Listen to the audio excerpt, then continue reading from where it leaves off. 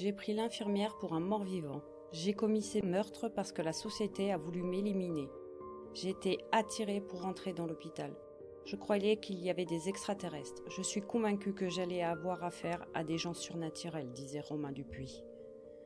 Romain Dupuis est fou, mais cela ne se voit pas. Il n'a pas la bave aux lèvres, ne porte pas de camisole. Cheveux noirs illustrés, tirés en catogan, fine moustache, pommettes hautes, il a les traits délicats.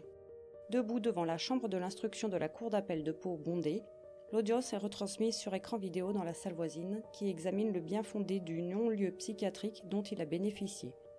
Ce jeune homme de 24 ans, interné d'office, apparaît costaud, la mine sombre, écrit le journaliste Stéphane Durand-Soufflant dans le journal Le Figaro du 8 novembre 2007. Au lendemain de ce drame qui s'est déroulé à Pau, les débats sur la responsabilité pénale des malades mentaux en France font rage. Tout le monde a son avis sur le sujet, du quidam simple à ceux qui nous gouvernent. Quand un patient psychiatrique tue, qui est responsable ? Lui, l'hôpital, l'État ou tous un peu à la fois ? Je vous laisse seul juge de vos avis, mais la justice dans cette histoire glaçante qui a rendu la France dans un état d'effroi et de peur en 2004 a rendu son verdict. Medicine City revient sur cette affaire complexe de la psyché humaine et soulève toujours aujourd'hui des questions médicales et judiciaires qui, même si elles sont légiférées, donnent toujours autant de débats dans nos repas de famille. Bonjour, bonsoir, vous écoutez Medicine City, le podcast de True Crime médical francophone. Nous explorons ensemble les recoins les plus sombres de la cité médicale humaine. Je suis Falsiparum. Et moi, je suis Bloody Nurse. Nous sommes mariés dans la vraie vie pour le meilleur et pour le pire. Nous sommes de grands amateurs de podcasts. Nous avons décidé ensemble de nous lancer dans cette aventure. Je suis préleveuse de sang professionnelle, fan de transfusion et enquêtrice amateur. Et moi, je suis médecin professionnel et comme Bloody Nurse, également criminologue amateur. Alors si vous souhaitez nous entendre vous raconter les crimes, les scandales ou encore les affaires les plus sordides de la médecine, vous êtes ici chez vous. Mais je vais de suite faire une mise en garde pour vous, chers auditeurs. Compte tenu des sujets abordés, nous ne recommandons pas l'écoute de ce podcast à un public non averti. Nous essayerons ensemble de vous prévenir des moments les plus difficiles, même si l'idée n'est pas de faire dans le sensationnalisme. Ou le partage de recettes funestes. Non, ça c'est sûr, c'est pas un bloc de cuisine ici. Mais sur ce Bloody Nurse, ne serait-il pas temps d'enfiler nos blouses, nos stétos, et nous plonger dans l'univers aussi fascinant que sombre de la santé humaine et de ceux qui la pratiquent ? Allez Falsiparum, allons-y. Mais juste avant, pensez à vous abonner à nos réseaux sociaux, nous laisser des likes et des commentaires. Oui, ou encore de nous rejoindre sur notre Patreon, où vous trouverez du contenu bonus additionnel au fur et à mesure des épisodes et des saisons. Mais sur ce, je crois qu'il est temps de passer les portes de la ville. C'est parti! Et bonsoir à tous, bonsoir Falsiparum, comment vas-tu ce soir ? Eh ben écoute, ça va pas mal, ça va bien, plutôt bien. Je suis pas à la manœuvre, donc je vais être... Ouais, je te vois, tu gesticules dans tous les sens là. Ouais, mais je vais me laisser porter par ton histoire que je connais un peu, je crois, que tous les soignants de France connaissent un peu, je crois. En particulier pour nous qui avons vécu dans le sud-ouest, pas très très loin de là où s'est passée cette histoire. Mais j'ai hâte de l'entendre et de t'entendre nous la traiter, quoi. Ouais, alors juste avant ça, je voudrais faire un petit edit, juste avant de commencer sur cette histoire. Parce qu'en fait, il y a un de nos auditeurs sur Spotify, Mazi, qui m'a fait une petite remarque, une juste remarque. Parce que sur ton sur le bonus Remington. Sur le bonus du numéro 1 qu'on a fait, quand on a parlé des armes Remington, j'avais parlé mes deux têtes, qu'il y avait une histoire dans l'histoire avec l'histoire de Remington et de son manoir. En fait, c'était pas du tout Remington. C'est pas Remington, c'est l'autre grande voilà, marque. C'est l'autre grande marque. C'est les Winchester et son manoir. Donc l'histoire cette histoire est assez connue dans le milieu du podcast. Peut-être que vous la connaissez déjà. Et celle que j'avais écoutée, c'est celle du 11 novembre 2023 du podcast Dossier Bizarre. Et donc voilà, je voulais juste faire un petit edit pour dire que je m'étais trompée. Et si vous avez l'occasion d'aller écouter l'histoire, elle est très sympa à écouter aussi. Et ça donne l'occasion de remercier les gens qui nous font des commentaires, qui sont et qui nous suivent et qui sont bienveillants. Donc merci pour ce commentaire, parce que effectivement, quand on est pris dans la narration et puis dans la discussion, parfois on oublie ou on fait des petits amalgames. Donc merci beaucoup de ce retour. Ouais, et je vous tenais à remercier un de nos plus grands fans, Kevin Lee, qui nous fait beaucoup de commentaires et c'est très agréable et très sympa. C'est vrai. Voilà. Il faudra qu'un jour on fasse un épisode ou un petit moment de shout-out parce qu'on a quand même un certain nombre de gens qui nous sont très fidèles et qui nous font des jolis retours ou des compliments, même si c'est en off, hors commentaires réseau. Généralement c'est en direct, mais et c'est très bien et c'est très appréciable. Pour revenir sur le sujet, donc c'est un sujet, donc tu l'as dit, que à peu près tout le monde connaît, ou on a entendu parler, au moins les générations des milléniaux. Après, ils étaient un peu petits.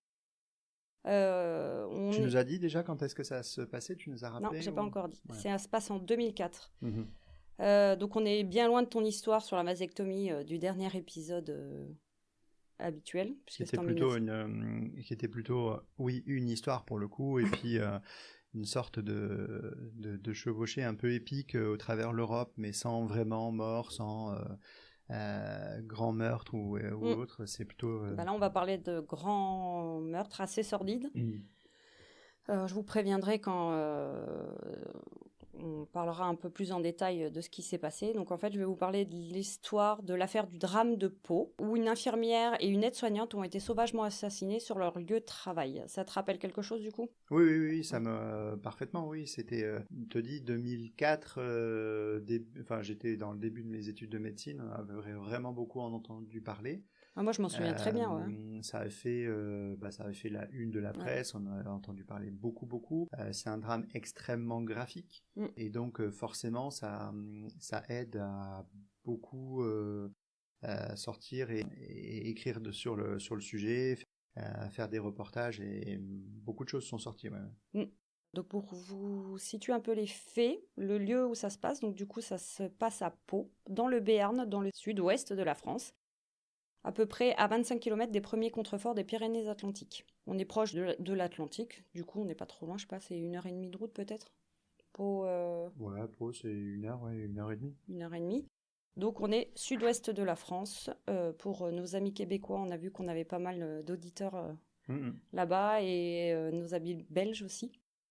C'est pas forcément une des villes les plus connues pour eux, donc sud-ouest de la France. On est précisément dans l'hôpital psychiatrique de Saint-Luc de Pau, en unité psychogériatrique. Il faut savoir un petit peu le contexte social de l'hôpital à cette époque, qui est très tendu, pour changer d'ailleurs. L'hôpital allait très mal, il avait des problèmes institutionnels, une crise sociale qui avait duré depuis plusieurs mois avec des grèves à répétition. Et comme pour ne pas changer, c'est essentiellement le manque de personnel qui fait suite à un déficit, et où ils avaient dû réduire la quantité du personnel, qui a provoqué de gros débats au sein de l'hôpital à cette période, et de grosses grèves, etc. Alors je sais pas si tu en parles un peu plus tard, mais il me semble que y avait eu un peu un choix institutionnel de réduire, non pas parce qu'ils manquaient, ils n'arrivaient pas à recruter, mais il y avait eu un... Non, j'en parle pas du tout, c'était pas nécessaire à l'histoire. Okay. Mais en fait, il y avait eu un gros déficit et ils avaient fait...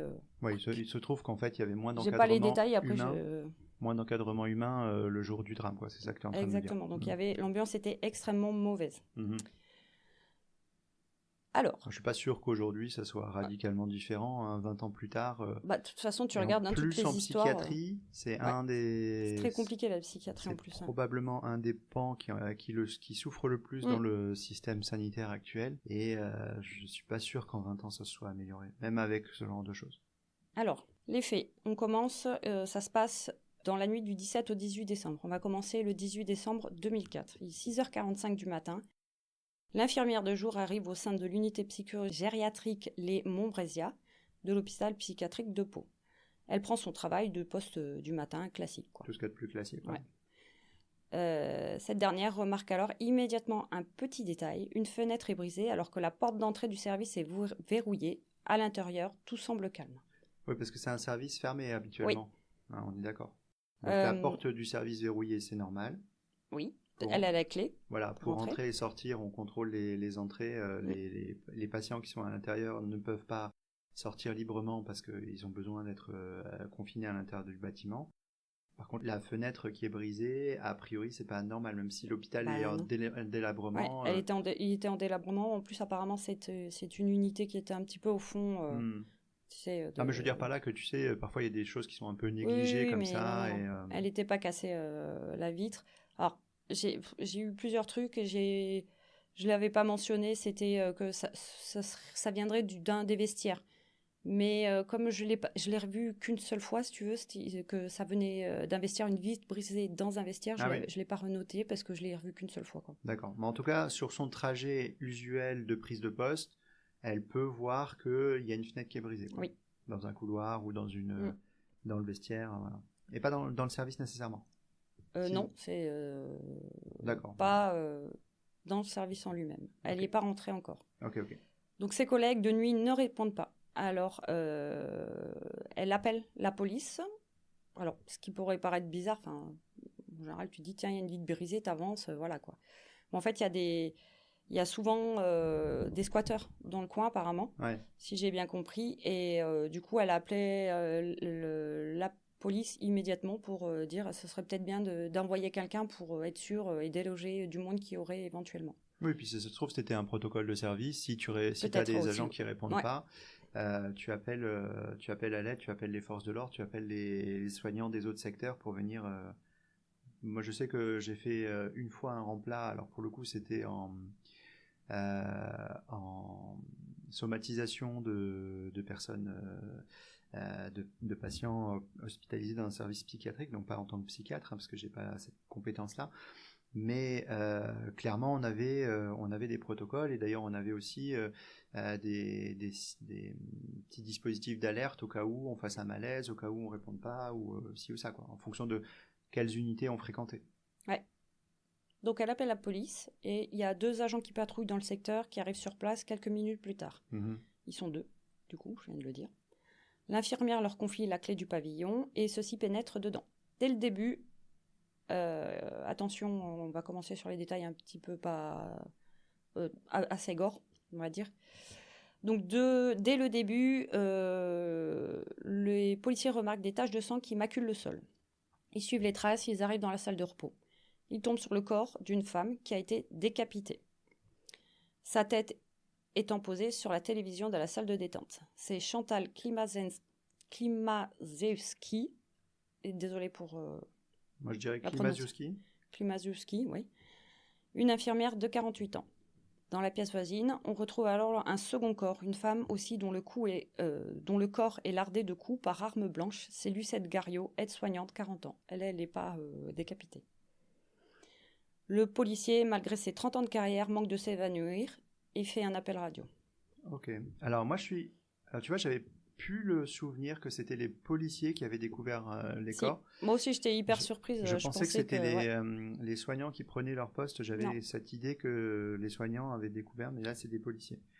Ce qui permet de faire de saluer le travail des policiers, parce qu'en fait, généralement, ils arrivent les premiers ou dans les tout premiers répondants sur des scènes de crime, et ils sont confrontés à ce type d'horreur, des gens qui sont pas en entier, qui ont été massacrés, etc. Et c'est vraiment pas un boulot facile. Non.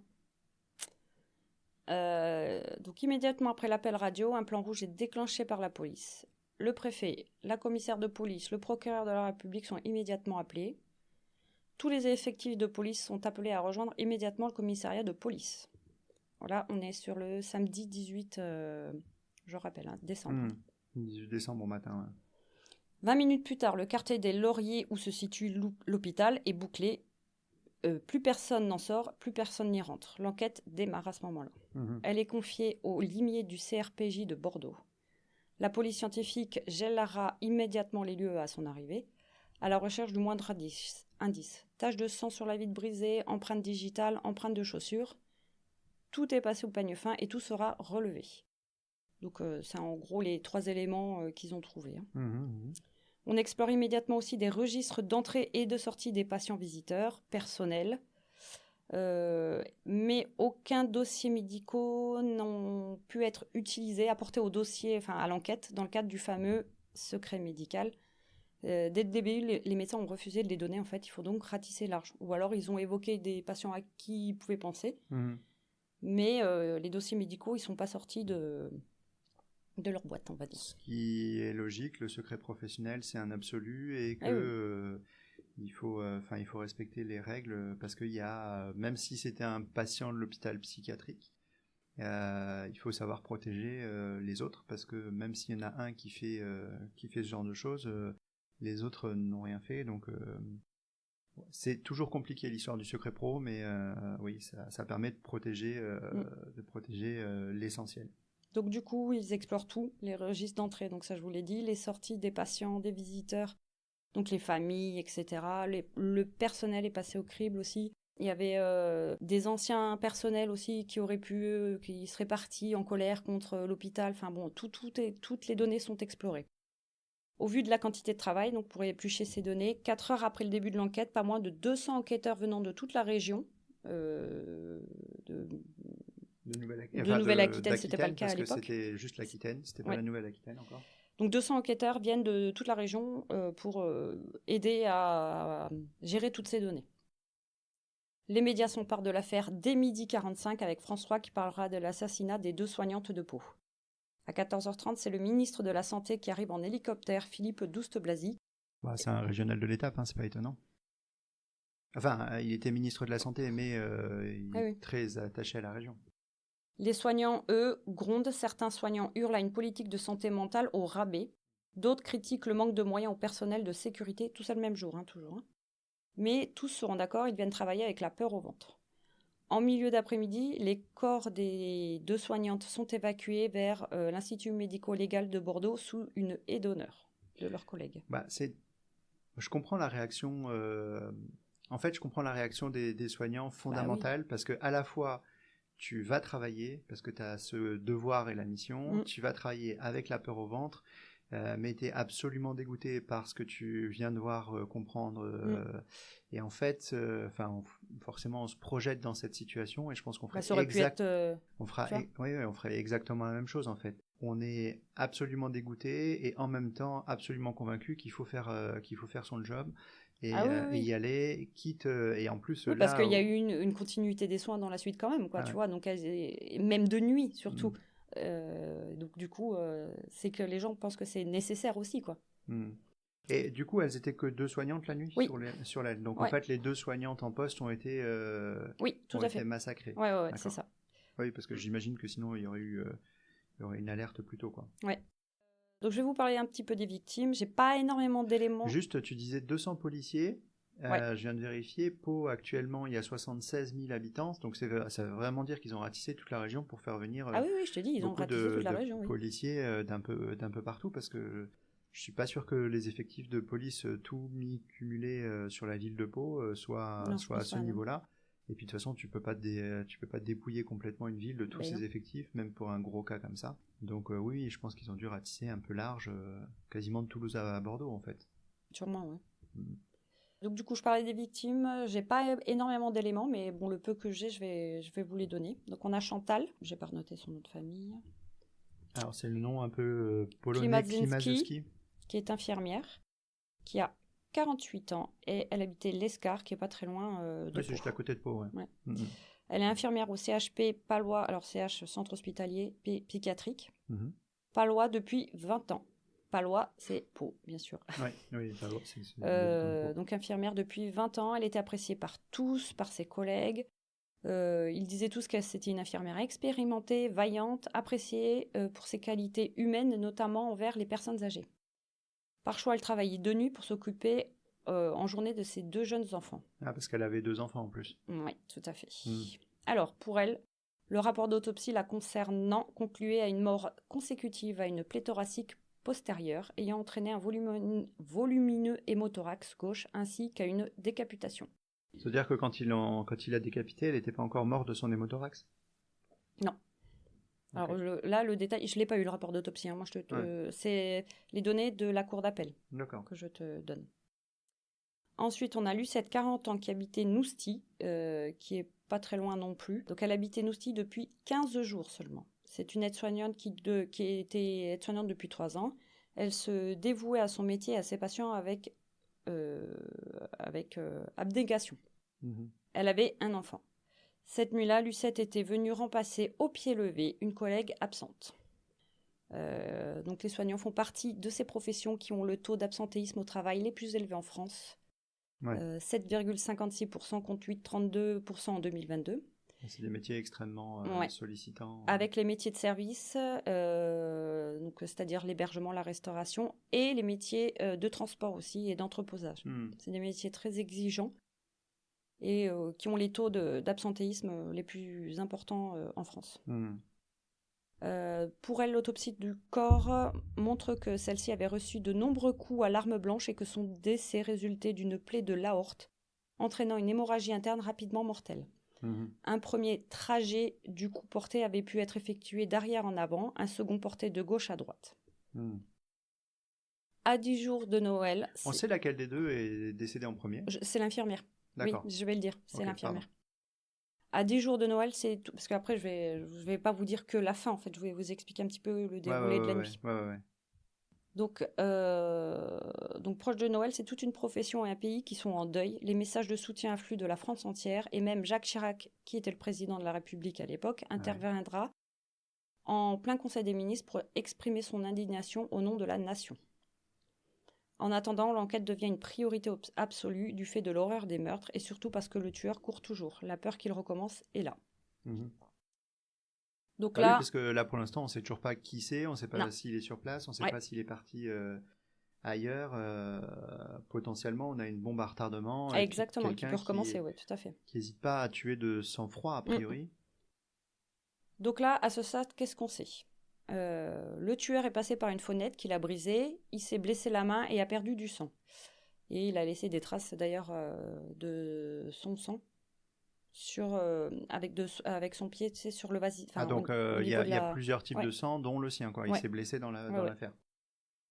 Au vu de l'absence de porte fracturée, il est reparti par cette même fenêtre cassée. Avec le sang de sa blessure, son profil génétique est sorti. Seulement l'auteur est inconnu des ADN déjà connus. Il va falloir relever une quantité énorme d'ADN auprès des hommes de l'hôpital, des familles, des patients, patientes aussi. Alors j'ai écrit étude de marché pour retrouver le coupable. C'est un screening en fait. Il y a énormément de relevés d'ADN, c'est assez catastrophique. Tous les ADN vont être envoyés à Toulouse. Il a laissé une empreinte de ses semelles sur le montant de la fenêtre, des tennis de la marque Reebok. Il n'y a pas de taille, mais ils ont relevé Reebok. Les coups ont été portés par un couteau de 17 cm de long et 3 cm de large. Ça fait déjà du beau, c'est un bon couteau. Couteau de chasse, on ne sait pas encore. Peut-être on saura plus tard. Mais on saura. Si. Bon, après, c'est un couteau de cuisine. Ah, ok, ça marche.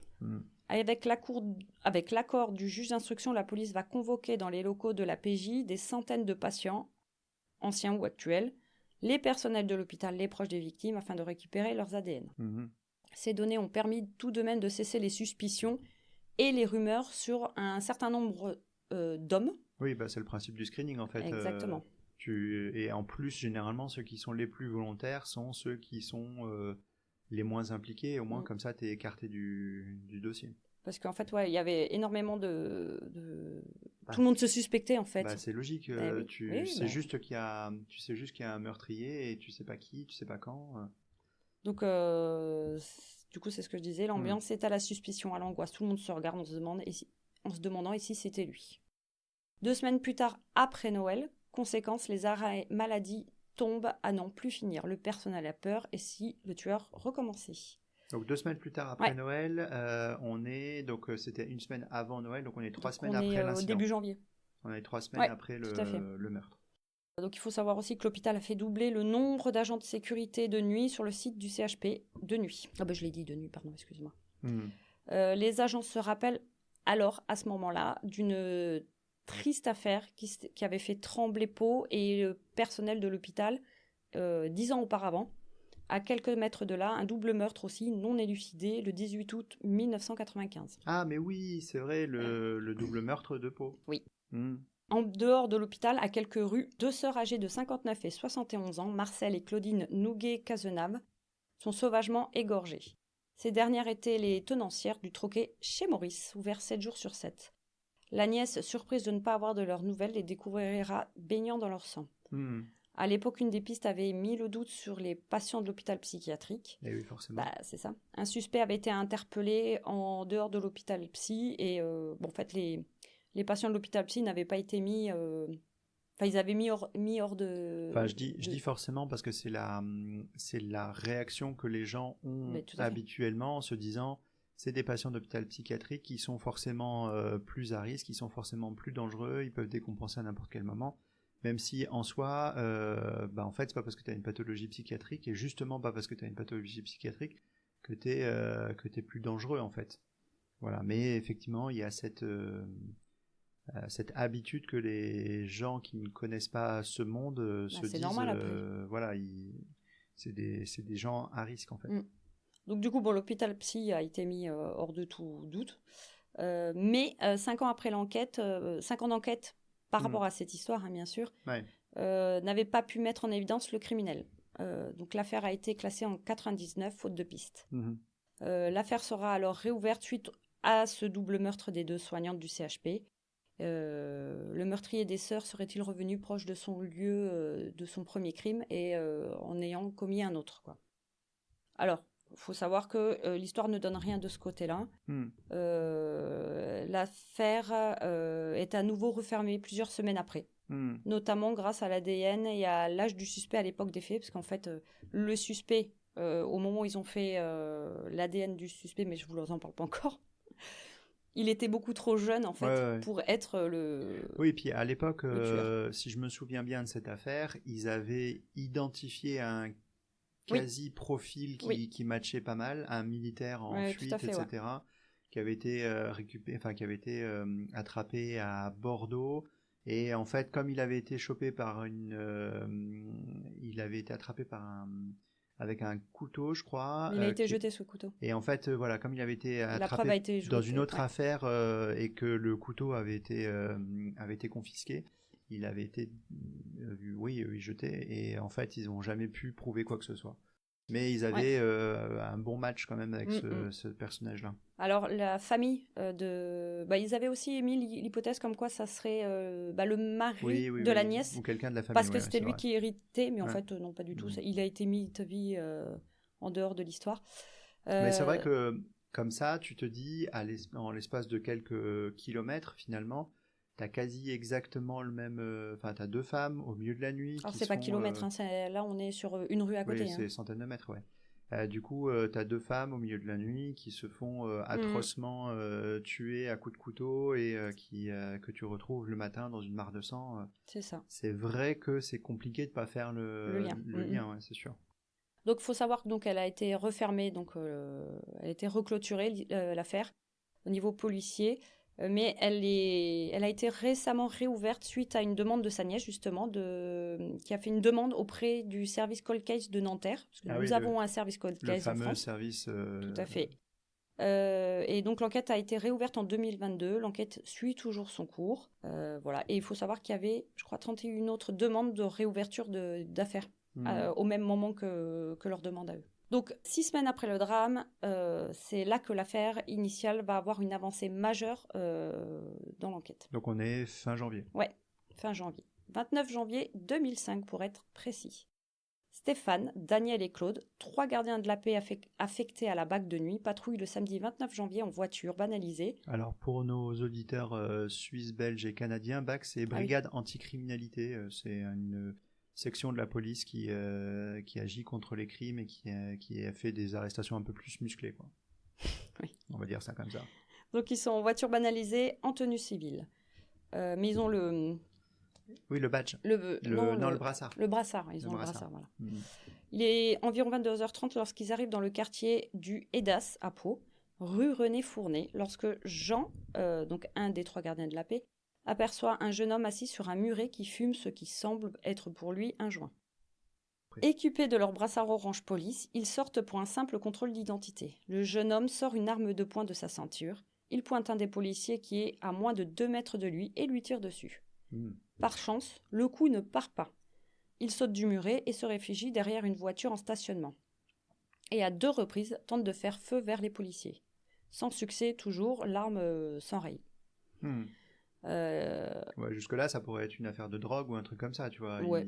Bon, un truc, le type, il est pas serein, quoi, par Oui, rapport il est à pas son serein, il joint. a une arme sur lui, il voit des policiers arriver, Bon, suite à ces 2 coups, enfin, ces 3 coups, du coup, il se rend, en fait. Il fait pas trop d'histoire, il se rend. En le fouillant, il découvre du cannabis dans sa poche, un pistolet avec 4 cartouches calibre 7,65 et un canif coincé entre les doigts d'une main. Entre les En doigts plus d'une de main. ça, ouais, Ah oui, comme ça, tu sais. ouais, oui, Enfin, là, vous voyez pas, vous, mais ils auraient pu se prendre un coup de couteau aussi. Ouais, il avait préparé son coup. C'est ça. Je vois. Le suspect est immédiatement amené au commissariat. Il se nomme Romain Dupuis. Il a 21 ans et est placé en garde à vue pour tentative de meurtre sur agent de la force publique. Comme dans toutes les gardes à vue, l'avis d'un médecin est obligatoire pour savoir si oui ou non la personne arrêtée peut ou non être placée en garde à vue, au vu des risques d'agressivité envers le personnel, de suicide, etc. D'ailleurs, Falciparum, tu as peut-être une envie de nous raconter ta petite anecdote à propos de ce sujet au début de ta carrière de médecin généraliste, quand tu étais remplaçant. Ah oui, alors Une histoire très rigolote. Certificats de non-contre-indication pour la garde à vue, j'en ai fait effectivement pas mal, notamment quand j'étais remplaçant au début de ma carrière. Et un jour, je remplaçais dans une campagne de France et dans une petite ville. Je suis appelé par la gendarmerie locale qui a effectivement interpellé quelqu'un qui doit passer la nuit au poste. Et c'est la première fois que je fais ça, mais littéralement la première fois que je fais ça. Et donc je vais voir les gendarmes que j'avais déjà vus pas mal, parce que quand on est dans dans une campagne, on se voit tous et on interagit tous pour les certificats de décès. On est souvent en contact avec les forces de l'ordre. Donc là, ils m'appellent, je les connais, ils me connaissent. Et je fais mon examen et je n'ai rien à me retirer particulièrement du patient. Il va bien, il peut passer selon moi la nuit sereinement au poste sans avoir besoin de quoi que ce soit. Et je signe le certificat. Et le lendemain... Après ta nuit de garde. Oui, après la nuit de garde, j'appelle la gendarmerie, je demande comment ça s'est passé. Et là, je ne sais plus comment on dit son grade, mais le gendarme en chef, en fait, qui était présent, de façon très sérieuse, me répond: ah ben en fait, ça s'est bien passé. Bon, bah en pratique, il nous a fait une crise cardiaque cette nuit, il est mort, mais bon, on l'a transféré à l'hôpital et puis bon, on n'a rien pu faire. Mais bon, c'est des choses qui arrivent. J'espère que vous serez pas trop embêtés à cause de votre certificat. Et donc moi, forcément, blanc livide, je deviens pâle. Je dis quoi? C'est d'où ça sort? Comment ça se passe, etc. Et puis oui, parce qu'en fait, le médecin, quand il vient faire le check-up du patient, il vient pas vérifier qu'une histoire psy, on va dire. Oui, il vérifie aussi qu'au niveau physiquement, physiologiquement, il est bien. Il a pas besoin d'être hospitalisé et qu'il peut passer la nuit donc au poste. Et donc il continue en disant: oui, bah, c'est des choses qui arrivent, c'est comme ça. Voilà, moi je suis un gendarme expérimenté, j'en ai vu plusieurs comme ça mourir en cellule. Bon, bah, c'est comme ça, hein, c'est tout. Et donc il continue avec un ton très égal, très neutre comme ça. Et puis moi je continue à me décomposer petit à petit. Et puis là à la fin il me dit: mais non, en fait ce matin il allait bien, le proc a pas voulu le garder, on l'a laissé partir et puis tout va bien dans le meilleur des mondes. Mais cette petite blague sympa. Ouais, ça m'a un peu remis les esprits dans le bon sens pour commencer la journée. Et voilà, mais c'était assez particulier comme truc, hein. Il était vraiment très très sérieux dans ce qu'il faisait, vraiment très pro. Bravo, chapeau. Je m'en souviens encore. Il préparait le truc depuis que tu étais parti. C'était il y a quoi? Il y a 15 ans maintenant. Oui, ça fait un moment.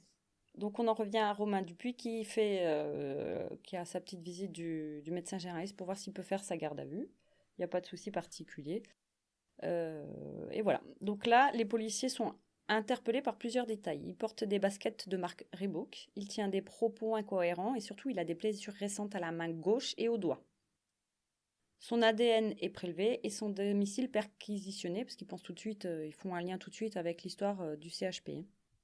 Dans son appartement, dans le quartier du Hédas, on découvre un sabre et des lames de couteau.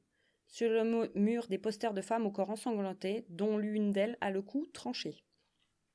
C'est alors parce qu'il y a des revues, il y a des sites où tu peux télécharger des images comme ça.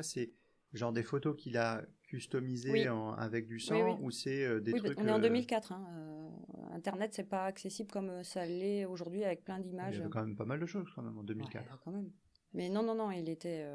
C'est lui qui a customisé c'est ça, customisé. Ok, ça marche. Donc pendant Donc l'interrogatoire, on sent quelqu'un qui est quand même pas hyper équilibré, il n'est quoi. pas très stable, non. Ouais, ok. Pendant l'interrogatoire, il est interrogé sur le double homicide au CHP, il dit rien. Sur la tentative de meurtre des policiers, il tient des propos incohérents. Il parle de sa petite amie, que c'est elle qui aurait envoyé ces hommes, car il s'était disputé la veille dans la journée, il s'était disputé avec sa petite copine. Et du coup, il pensait que c'est elle qui avait envoyé des mecs pour le tuer. Sauf que les policiers ils disent bon, ça tient pas vraiment parce que nous on avait notre badge policier quand même orange sur le truc. Oui, mais ça a tout du délire en fait. Oui, ça compte, tout à fait. Donc ça, pour information aussi, alors là j'ai fait un copier-coller de la cour d'appel du 14 décembre. Sa compagne Stéphanie Boileau. Ah, parce qu'il avait vraiment une compagne du coup. Oui. Là, c'était pas fantasmé Non, c'était pas fantasmé, non. Mhm. Elle a aussi été entendue, elle avait constaté une modification de son attitude de son compagnon à compter du début du mois de décembre. Il était devenu très violent à son égard. Elle avait également constaté une blessure à son poignet à compter du 19 décembre 2004, sans obtenir d'explication de son petit ami. Interrogée sur l'emploi du temps de son ami, elle affirmait que celui-ci s'était absenté une partie de la nuit du 17 au 18 décembre 2004 entre 23h30 et 6h30. Oh. Elle se disait formelle sur l'horaire de retour car elle avait été réveillée par le chien. Elle ajoutait que son ami avait pour habitude de se promener avec une arme qu'il avait confectionnée à partir d'un couteau de cuisine dont la lame pouvait mesurer 25 cm de long et 4 cm de large. Romain Dupuis portait cette arme dans un étui en acier tout le temps sur lui. Voilà. Son niveau de sérénité par rapport à la vie avec un type comme ça, se dire ouais, il a changé de comportement, il est violent avec moi, il se balade la nuit avec un couteau, enfin, je sais pas, c'est... Après, le quartier Edas, si j'ai bien compris, bon, j'ai pas vraiment approfondi les recherches sur le quartier, mais si j'ai bien compris, c'est quand même un quartier où il y a les revendeurs de drogue, en fait. Donc, bon, c'est pas un quartier non plus... c'est peut-être un quartier où ils ont l'habitude un petit peu d'essayer de se protéger les uns les autres, quoi, tu vois. Oui, mais ça, c'est une chose. Oui. Mais le truc, c'est qu'elle vit quand même avec lui, il est violent avec elle, il se balade avec un couteau, il revient, il est blessé à la main, enfin, tu vois. Et puis elle a dû voir que... Parce que là, en l'espace de quelques phrases avec les policiers, on voit bien qu'il produit du délire. Alors après, je sais pas si c'est un délire systématisé ou non, mais en tout cas, il y a des propos délirants. Ça doit pas être hyper serein de vivre avec un type comme ça. Non, mais si elle a toujours vécu, ouais. si elle a toujours vécu dans un environnement pareil, pour elle c'est pas du tout anecdotique. Et puis tu sais comment c'est l'amour, comment ça fonctionne, c'est comme ça que ça fonctionne d'ailleurs chez les hommes qui y a la violence physique avant qu'elle soit là, c'est une violence psychologique très souvent. Donc du coup t'as pas envie de partir. Enfin bon, tu vois. Et puis c'est peut-être juste simplement, elle a toujours vécu comme ça. Peut-être qu'elle aussi, ça j'ai pas du tout les détails sur elle, mais qu'elle aussi était dans un environnement psy et que pour elle il y avait rien. C'était anormal par rapport à ce qu'il faisait habituellement, mais c'était pas non plus foufou, quoi, tu vois. Ok. Bon. En tout cas, heureusement pour elle, parce qu'elle aurait pu. Elle a quand même vécu 6 semaines avec. Oui, au moins 6 semaines, ouais. Alors, le lundi 31 janvier. Dans l'après-midi, la police scientifique de Toulouse envoie ses résultats du prélèvement de l'ADN de Romain Dupuis à Pau et correspondent à l'ADN relevé au CHP. Donc c'est Romain Dupuis, le tueur des 2 soignantes du CHP. En tout cas, il était sur place cette nuit-là. Oui. Et donc il y a quand même un gros faisceau de preuves pour dire que c'est lui, quoi. Au terme de 44 jours d'enquête, le coupable du double meurtre de Chantal et Lucette est enfin arrêté. Il est alors mis en examen pour 2 chefs d'accusation, double meurtre et tentative d'homicide sur agent de l'ordre public, et il est écroué, non pas en prison, mais à l'unité des malades difficiles de Cadillac en Gironde. Ouais. Faut savoir qu'à la base, ils avaient quand même proposé au CHP de Pau de l'hospitaliser, mais à un moment donné, ils se sont dit « Ah non, peut-être pas ». Déjà que dans un autre hôpital psychiatrique, c'est compliqué pour les soignants, parce que même si on est soignant, même si on est pro, même si... tu reçois ce genre de dossier, tu te dis, mais c'est exactement pareil qu'un tueur de flic qui est arrêté par les flics, en fait. T'as un moment, une projection en se disant, à n'importe quel moment, il se retourne contre moi parce qu'il l'a déjà fait et que il a déjà prouvé qu'il était capable de le faire, quoi, avec la pire des manières en plus. Ouais. Alors, on en arrive aux aveux. Donc Cadillac, c'est à côté de Bordeaux. Enfin, c'est oui, pas très pardon, loin c'est tout à fait, ouais. C'est en Gironde, du coup, il y a 250 km, je pense, entre Pau et Cadillac. C'est la même région, mais... C'est long d'y aller. Ouais, là, c'est long. traverses les longues routes des Landes. Et, ouais, bon, ils ont pris l'autoroute, là. Oui, mais même, c'est extrêmement long quand même. Je pense que tu as bien... Prenez pas les routes sur les Landes, s'il vous plaît. T'as bien 2 heures, 2 heures et demie de route. Ressenti 4 heures. C'est ça. Donc, il signera ses aveux devant le juge, des aveux complets, le 1er et 3 février 2005. En premier lieu, il affirmera ce qu'il dit, malgré les preuves... ce qu'il dit, malgré les preuves ADN, puis dans un second temps, il avouera, en fait, il fera ses aveux. Donc, selon lui, il aurait assouvi une soif de vengeance contre la société qui a tenté de l'éliminer. Alors, attends. Je veux qu'on soit clair d'une chose. En fait... même si là il présente un tableau délirant et qui semble pas totalement bien dans ses pompes, il n'était pas patient actuellement hospitalisé au moment des faits. Non, il était chez lui, il habitait chez lui. Il était dehors, il est entré dans l'hôpital psychiatrique pour. Donc c'est pas un patient de l'hôpital. On va y venir. T'inquiète pas. On va la nuit et avant la nuit, je vais y arriver. Ok. Donc il aurait assouvi une soif de vengeance contre la société qui a tenté de l'éliminer. Éprouvant des pulsions d'être imprégné de noir et étant attiré comme un aimant par l'hôpital psychiatrique, il déambulait dans les rues de Pau avec son chien. Vers 3h ou minuit et demi, après avoir fumé un joint d'eau à un arbre... Ouais, on sent déjà, quand il dit 3h ou minuit et demi, on sent qu'il n'est pas complètement raccord avec ses pensées, quoi. C'est ça. Donc après avoir fumé un joint d'eau il était entré dans un pavillon après avoir cassé un vasisdas dont il avait dévissé le cadre à l'aide d'une petite lame, dont il était porteur lors de son interpellation. Donc quand tu dis pavillon, c'est parce que c'est un hôpital pavillonnaire en fait. Il faut imaginer, c'est quoi comme type d'hôpital? C'est le type de bloc ou oui non, c'est l'hôpital pavillonnaire. C'est pour ça qu'il arrive à rentrer dedans, quoi. En fait, il y a un hôpital principal, mais il y a aussi des pavillons au contour, quoi. D'accord, mais c'est pas pas un bloc d'un coup, ouais. Le grand bloc. Oui. Après s'être engagé dans un couloir avec à la main un couteau, il a été surpris par une dame qui l'a apostrophé. Il lui a alors sauté dessus et l'a poignardé. Il s'en était pris à une seconde personne qui sortait et lui avait porté plusieurs coups de couteau. Puis il était retourné à la première dame et lui avait coupé la tête, qu'il avait ensuite déposée sur un téléviseur. Pendant les faits, il s'était blessé à la main. Il décrivait sa tenue vestimentaire et faisait état de ce qu'il portait des petites vis de couleur jaune dans la poche de son blouson. Alors ça, c'est un élément qui revient, qui est surprenant en fait, parce qu'il a ces petites vis qu'il triture en fait dans sa main, dans sa poche. D'accord. Donc ça, c'est ce que lui dit, d'accord ? Il avait coupé la tête de l'une des deux victimes par dégoût de ce qu'il avait subi à Saint-Luc, donc parce qu'il a déjà été hospitalisé chez eux. Oui, donc c'est ce que j'allais te dire. Donc il a connu Saint-Luc, il a déjà été hospitalisé et. Alors pas Mais il n'était pas. Pas celui-là, parce que du coup c'était le. Saint-Luc, c'est le nom de cet hôpital, non ? Oui, non, mais pas. Ah, mais pas dans ce pavillon-là, mais pas c'était dans ce pavillon parce que c'est la psychogériatrie. Ouais. Au moment des faits, il pouvait avoir des gants en laine dont les bouts de doigts étaient coupés. Il portait le couteau dans son blouson sans étui. Il dessinait l'arme aux enquêteurs. Il expliquait également être un grand consommateur de produits stupéfiants, notamment du cannabis sous forme d'herbe ou de résine. Il est rentré chez lui, s'est couché et s'est endormi. D'accord. Après, ses abus. Oui, mais c'est sûr, c'est très particulier comme. Bon, après, il y a plein d'autres trucs qu'il a dit, mais... Alors, comment en est-il arrivé là ? Alors, j'ai pris beaucoup de choses depuis l'interview que j'ai vue de sa mère, qui a été donc interviewée, dans l'émission Faites entrer l'accusé. C'est une émission qui dure 1h20, je crois à peu près, que je vous conseille de voir. On la trouve facilement sur YouTube. Elle est très, très bien faite. Il y a aussi une émission qui a été faite par M6, il me semble. Il y a pas mal de podcasts sur le sujet qui sont très intéressants. C'est une affaire très connue, ouais. Donc, je vous conseille vivement d'aller voir. Et donc, du coup, en fait, les données viennent de sa mère. Donc, bon, voilà. Je me suis dit que ça devait pas être trop mal comme information. Parce que je n'arrivais pas à trouver de détails de sites internet qui décrivaient sa vie, en fait, avant de... Donc, du coup, je me suis servi de ce que sa mère disait. Donc, Romain Dupuis est né à Bordeaux le 19 octobre 1983 dans une famille unie. Il a un grand frère. Son père a longtemps été militaire et en 2004, il était douanier. Sa mère est formatrice dans un organisme privé.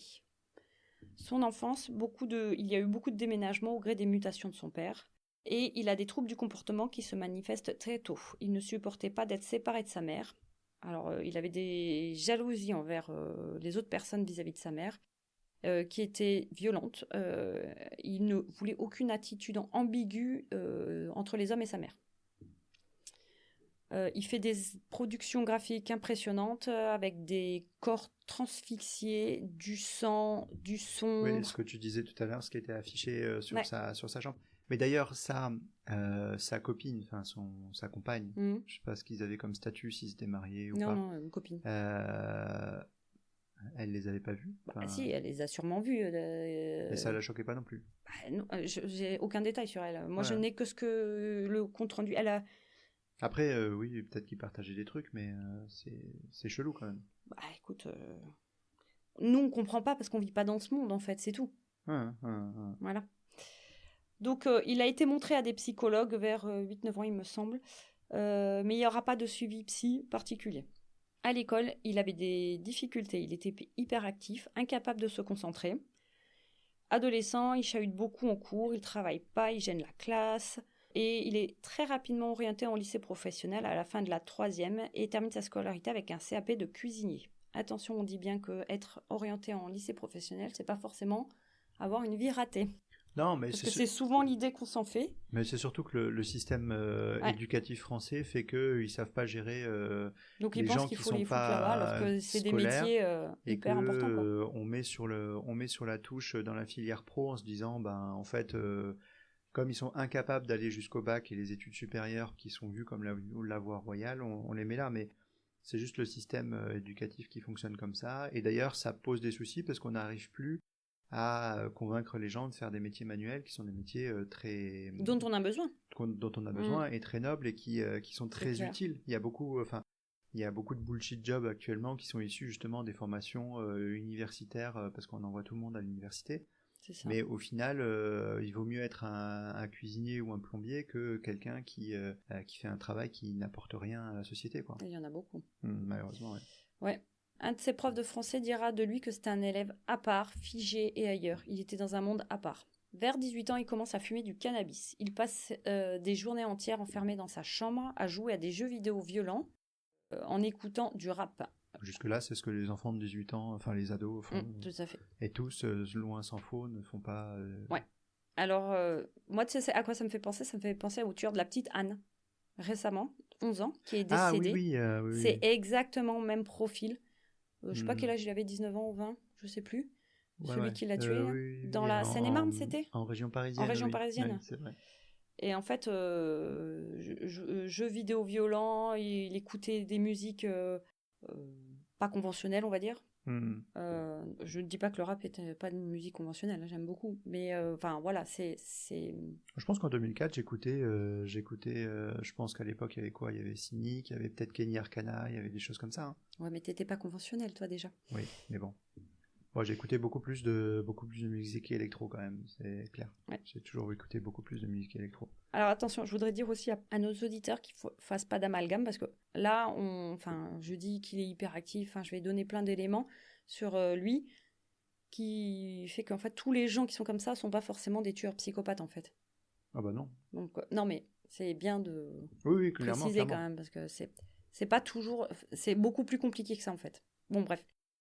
Donc, je disais, il joue à des jeux vidéo violents, il écoute de la musique à fond dans sa chambre, il reste dans sa chambre en permanence. 2004, c'est la date de sortie de l'album La Rage du Peuple de Kenny Arcana, donc effectivement, pour le coup, c'est du rap un peu violent. Alors moi, autant te dire que j'écoutais... Je te ferai écouter si tu veux. Qu'est-ce que j'écoutais, moi ? Toi, Jean-Jacques Goldman et Francis Cabrel.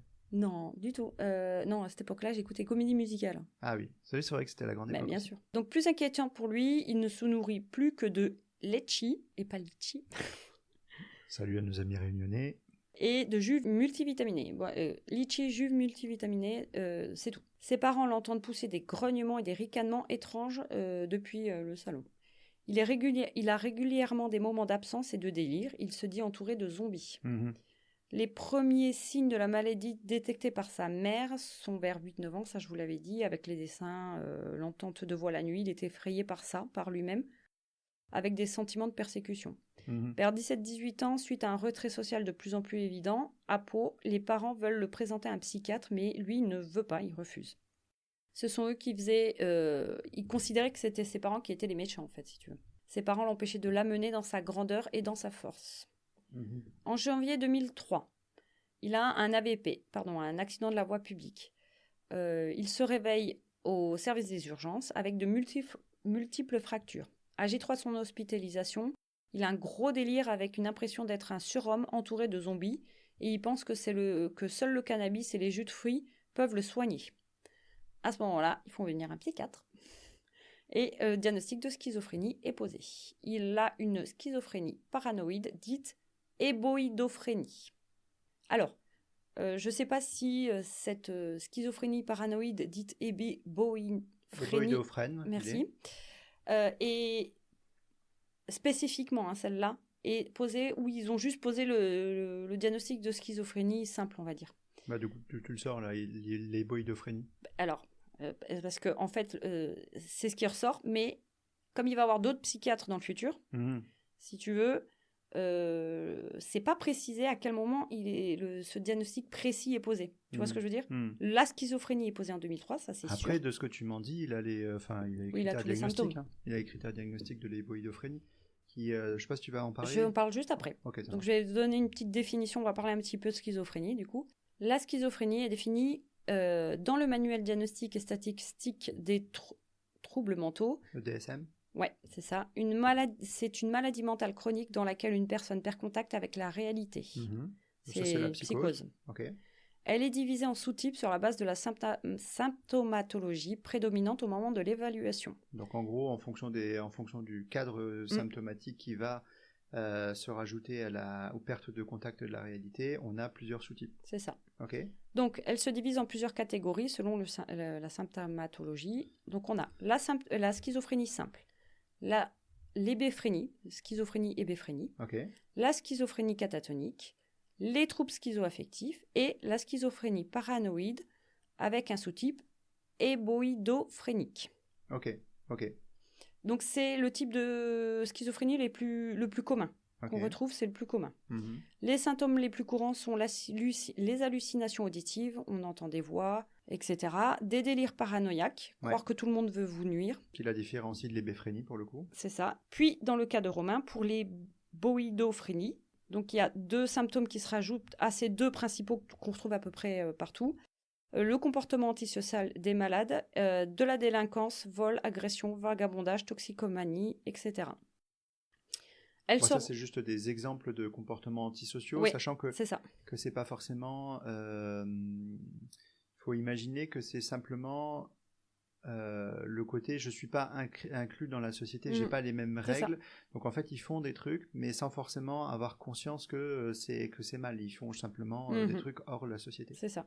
Donc en fait en gros on a hallucination auditive, délire paranoïaque et là dans le cas de l'éboïdophrénie c'est le comportement antisocial des malades. Donc c'est une maladie qui se rencontre sans grande surprise fréquemment chez les personnes en rupture sociale. Le délire se manifeste souvent c'est épisodique en fait, c'est pas en continu. On reprend un petit peu l'histoire de Romain. Donc là, il a eu son accident de la voie publique, il est diagnostiqué, puis vient un premier internement en hôpital psychiatrique avec traitement chimique et qui est hyper efficace chez lui. Il a plus de délire, enfin vraiment, il est recadré, il est vraiment très bien. Il sort 15 jours plus tard de son hospitalisation avec une ordonnance de neuroleptique quotidiennement et un suivi psychiatrique mensuel. Mais Romain, lui, il est en déni complet de sa maladie, il dit qu'il n'est pas du tout malade, malgré le fait qu'il ait eu plus de symptômes, en fait, il se considérait pas comme un malade. Et ça, c'est un... ça va être l'autoroute vers le fait de ne plus prendre ses traitements et voilà, il prend plus ses traitements dès sa sortie et il s'enfonce de plus en plus dans sa schizophrénie. Il quitte la maison familiale pour s'installer en centre-ville, il traîne avec des jeunes SDF Il fume du cannabis jusqu'à 10 joints par jour quand même. C'est à ce moment-là qu'il commence à porter en permanence sur lui des couteaux. Il est décrit comme renfermé sur lui-même, il est marginal, n'ayant de contact avec le monde extérieur que pour se fournir en cannabis. Donc là, on retrouve les symptômes. Les parents, qui sont très inquiets, redoutent le pire par un passage à l'acte et multiplient les courriers auprès des psychiatres, de la police, du SAMU pour prévenir et demander de l'aide. Faut savoir que sa mère note tout depuis 2001 parce qu'elle a très souvent des refus. On lui demande d'arrêter, sinon c'est, entre guillemets, elle qu'on va enfermer. C'est tellement classique. Et c'est tellement rageant. Ouais. Ah ben oui, ça fout les boules, quoi, c'est clair. Il est régulièrement hospitalisé, il prend ses traitements à chaque fois, il va mieux, il sort, il va pas voir l'accompagnement mensuel. Et donc du coup, il prend pas conscience de sa maladie. Bah oui. Et ça recommence comme le serpent qui mord sa queue, quoi. Pas d'accompagnement chimique temporaire, enfin voilà, voilà. Une de ses ex-petites amies, alors pas celle-là, apparemment encore une autre, qui va parler de ses délires. Un jour, il serait senti agressé par des oiseaux et il en aurait décapité 2 d'entre eux. Voilà. Donc, sympathique. Oui, on est toujours dans la même ligne de conduite sur l'obsession de... l'hétéroagressivité facile, quoi. Alors, on en arrive au vendredi 17 décembre. Oui, parce que finalement, tout ça va assez vite. Depuis le moment de son accident, son diagnostic, tout ça, on est sur ça. Oui, parce que c'était, j'ai dit en 2003. Oui, c'était l'année d'avant, tu as dit. Oui, 2003, c'est janvier 2003. Donc on est à peine quasiment 2 ans. T'as vu comme je t'écoute avec attention, ma chère Bloody Nurse. C'est seulement parce que ça t'intéresse. Bah oui. Tout ce que tu dis m'intéresse. Private joke. Genre personne n'a compris, tu sais. Ah oui, le vendredi 17 décembre après-midi, les parents de Romain, plus un éducateur spécialisé qui le suivait depuis quelques semaines, vont le voir dans son appartement. Ils le trouvent dans son lit, enfoncé dans son lit, apeuré, il est scarifié au visage, il a un manteau, le manteau qu'il porte est en lambeaux. Si je me souviens mal, je ne l'ai pas noté, mais je sais qu'il était censé, ses parents ont essayé de le motiver en lui disant va voir l'éducateur, il te donne un rendez-vous dans 2 heures, on va dire, dans 2 ou 3 heures. Et ça va te faire du bien, de sortir et puis de voir un éducateur spécialisé. Sauf qu'il n'est jamais allé à son rendez-vous, qui après coup, l'éducateur a dit que ça ne l'avait pas surpris. Après, on n'a pas dit tout à l'heure quand on a parlé un petit peu de la définition, mais il a typiquement l'âge auquel on développe ce genre de trouble. Tout à fait, ouais. Ah oui, non, j'ai pas donné les âges, mais c'est à peu près à partir de 15-20 ans où entre 20 et 30 à peu près. C'est ça, où on trouve où les premiers symptômes apparaissent. Il a 21 là, je crois. Là, il a 21 ans, ouais. Alors, donc là, je vous ai raconté un petit peu sa vie. Maintenant, on va passer. Donc, il avait été arrêté par les 3 policiers. Il a passé une garde à vue. Il a fait ses aveux. Et on en arrive à aux premières expertises médicales, qui commencent en mai 2005. 4 mois après les faits, et cette première expertise médicale est signée par Dr Jean-Claude Chanceau, qui fait son expertise médicale seul. On en a mandaté qu'un seul. Il l'a expertisé juste après son arrestation, puis l'a réexaminé 2 fois plus longuement à l'unité des maladies difficiles à Cadillac, près de Bordeaux. Pour lui, il a des troubles importants de la personnalité, mais c'est pas dans le délire permanent du schizophrène. Il pense que c'est la consommation massive du cannabis qui provoque chez lui des bouffées délirantes. Donc on est toujours sur l'idée d'épisode, quoi. Il conclut que le discernement de Romain était seulement altéré au moment des faits. Romain ayant conscience de ses actes, il est donc accessible à une sanction pénale. On a une reconstitution qui est organisée le 2 août 2005. Le médecin est d'autant plus d'accord dans son premier jugement suite à ça. En fait, avec la reconstitution, il revalide ce qu'il a écrit dans sa première expertise, si tu veux. Sous traitement neuroleptique, Romain se plie facilement à l'exercice et apporte même des précisions. Il s'était d'abord dirigé vers le pavillon qu'il l'avait accueilli lors d'une précédente hospitalisation, mais voyant qu'il était désaffecté, il va vers le pavillon le plus proche, qui était celui de psychogériatrie. De la psychogé, là où il a commis ses meurtres. Oui, donc il a pas d'amnésie de l'épisode, il a pas de... Ah non, c'est lui. Là, ce que je viens de vous dire, voilà, c'est lui. Il est coopératif, il rejoue toutes les scènes, il est calme, posé et a des souvenirs précis, mais n'est pas confus. Ce qui évoque à l'expert médical que Romain n'était pas en plein délire la nuit des meurtres. Sauf que, il y a un petit mais, lors de la reconstitution, il se trompe sur un élément important, le nombre et la direction des coups de couteau. Il parle, lui, de 2-3 coups de couteau, alors qu'il y en a 7 fois plus au niveau du thorax. Il parle pour T'avais dit autant de coups de couteau tout à l'heure ? Tu l'avais pas dit ? Non, j'ai pas dit, j'avais pas trouvé le nombre. Du coup, ça fait une vingtaine de coups de couteau au niveau du thorax. Je pense que c'est surtout entre les deux, en fait. Il parle pour la première fois aussi d'une hallucination qui lui a fait réaliser la décapitation de l'infirmière, Chantal. Il explique qu'il a porté des coups de couteau, que Chantal était allongée par terre. Il est parti voir Lucette dans une pièce à côté pour la poignarder, et quand il est revenu, Chantal était assise sur une chaise près d'un rideau, et c'est là qu'il a l'impression d'avoir affaire à une morte vivante. Elle est ressuscitée, il n'y a qu'un seul moyen de la tuer, la décapiter. Ouais, d'où la conclusion que tu disais tout à l'heure et que je te demandais si c'était l'hémothorax qui l'avait tué ou la décapitation. Et visiblement... Elle avait peut-être des mouvements encore... Non, mais elle était peut-être pas morte de son hémothorax, elle a essayé de se mettre assise pour respirer. Et puis finalement, c'est... Ok, donc c'est horrible. Oui. L'expert ne change pas ses propos sur son avis, sur son expertise. Pour lui, c'est le seul élément... Pour lui, c'est l'élément d'une ébauche d'émotion, un vacillement de Romain, mais qui reste un peu anecdotique. En fait, il est tout à fait conscient de ce qu'il a fait durant la nuit de ses actes. Dans le rapport complémentaire, suite à la reconstitution, le docteur Chanceau ajoute que Romain est un tueur psychopathe et qu'il n'est pas un schizophrène. Eh oui. Donc là, on part sur autre chose. Eh oui, ça change un peu. En tout cas, pour la justice, ça change quelque chose. Ouais. Donc ça veut dire qu'il est apte. Qu'il est pénalement responsable. Ouais, c'est ça.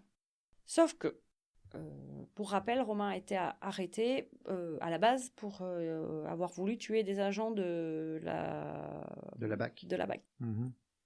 Un deuxième rapport d'expertise, lui, sera fait dans l'affaire de la tentative d'homicide des policiers juste avant son arrestation. Ah oui, quand il avait tiré sur les policiers de la BAC, qui étaient venus l'intercepter pour avoir fumé du cannabis. Les experts médicaux, eux, disent complètement l'inverse. Ils seront 2 à avoir examiné Romain à Cadillac, et les faits reprochés sont en lien, pour eux, en lien direct avec sa schizophrénie diagnostiquée. Ouais, celle qui était déjà connue dans son dossier, tout ça. C'est ça. C'est une schizophrénie dont le thème de la persécution est prépondérante et il est suivi en permanence selon lui. Les médecins, les soignants font partie de ces persécuteurs qui veulent l'ensuquer. La tête de l'infirmière a été déposée sur la télévision car c'est un élément de surveillance par excellence, selon Romain. C'est ce qu'il a dit. Donc du coup, il l'a posée sur la télévision. Pour les 2 médecins, les diagnostics de schizophrénie a été difficile car Romain nie sa maladie. Il n'a pas de bouffée délirante en permanence. Et il a fallu beaucoup de temps avec de longs entretiens pour valider le diagnostic. Les 2 experts notent alors dans le rapport officiel que le discernement de Romain, lui, était aboli et il n'avait pas conscience de ses actes. Donc en fait... Donc là, on rebascule sur le côté c'est un malade psychiatrique, c'est pas un psychopathe, et donc il doit être... Sur l'autre affaire, du coup, pas sur l'affaire des 2 soignantes. Ouais, mais le problème, c'est qu'il peut pas être jugé d'un côté pénalement responsable et d'un autre côté pénalement irresponsable. Donc là, on a 2 expertises contradictoires. En novembre 2005, le nouveau juge d'instruction demande donc une contre-expertise à un collège d'experts qui va durer, attention, plus de 2 ans. C'est pas étonnant. 6 experts vont se succéder et vont parler d'abolition du discernement. Donc du coup, sur les 9 experts, il y a seul le docteur Chanceau le déclare responsable de ses actes. Ouais. Les 8 autres le déclarent irresponsable. D'accord. Donc, ok. Après, c'est des expertises, les juges font ce qu'ils veulent. Alors, dans notre prochain épisode, je fais un petit teasing.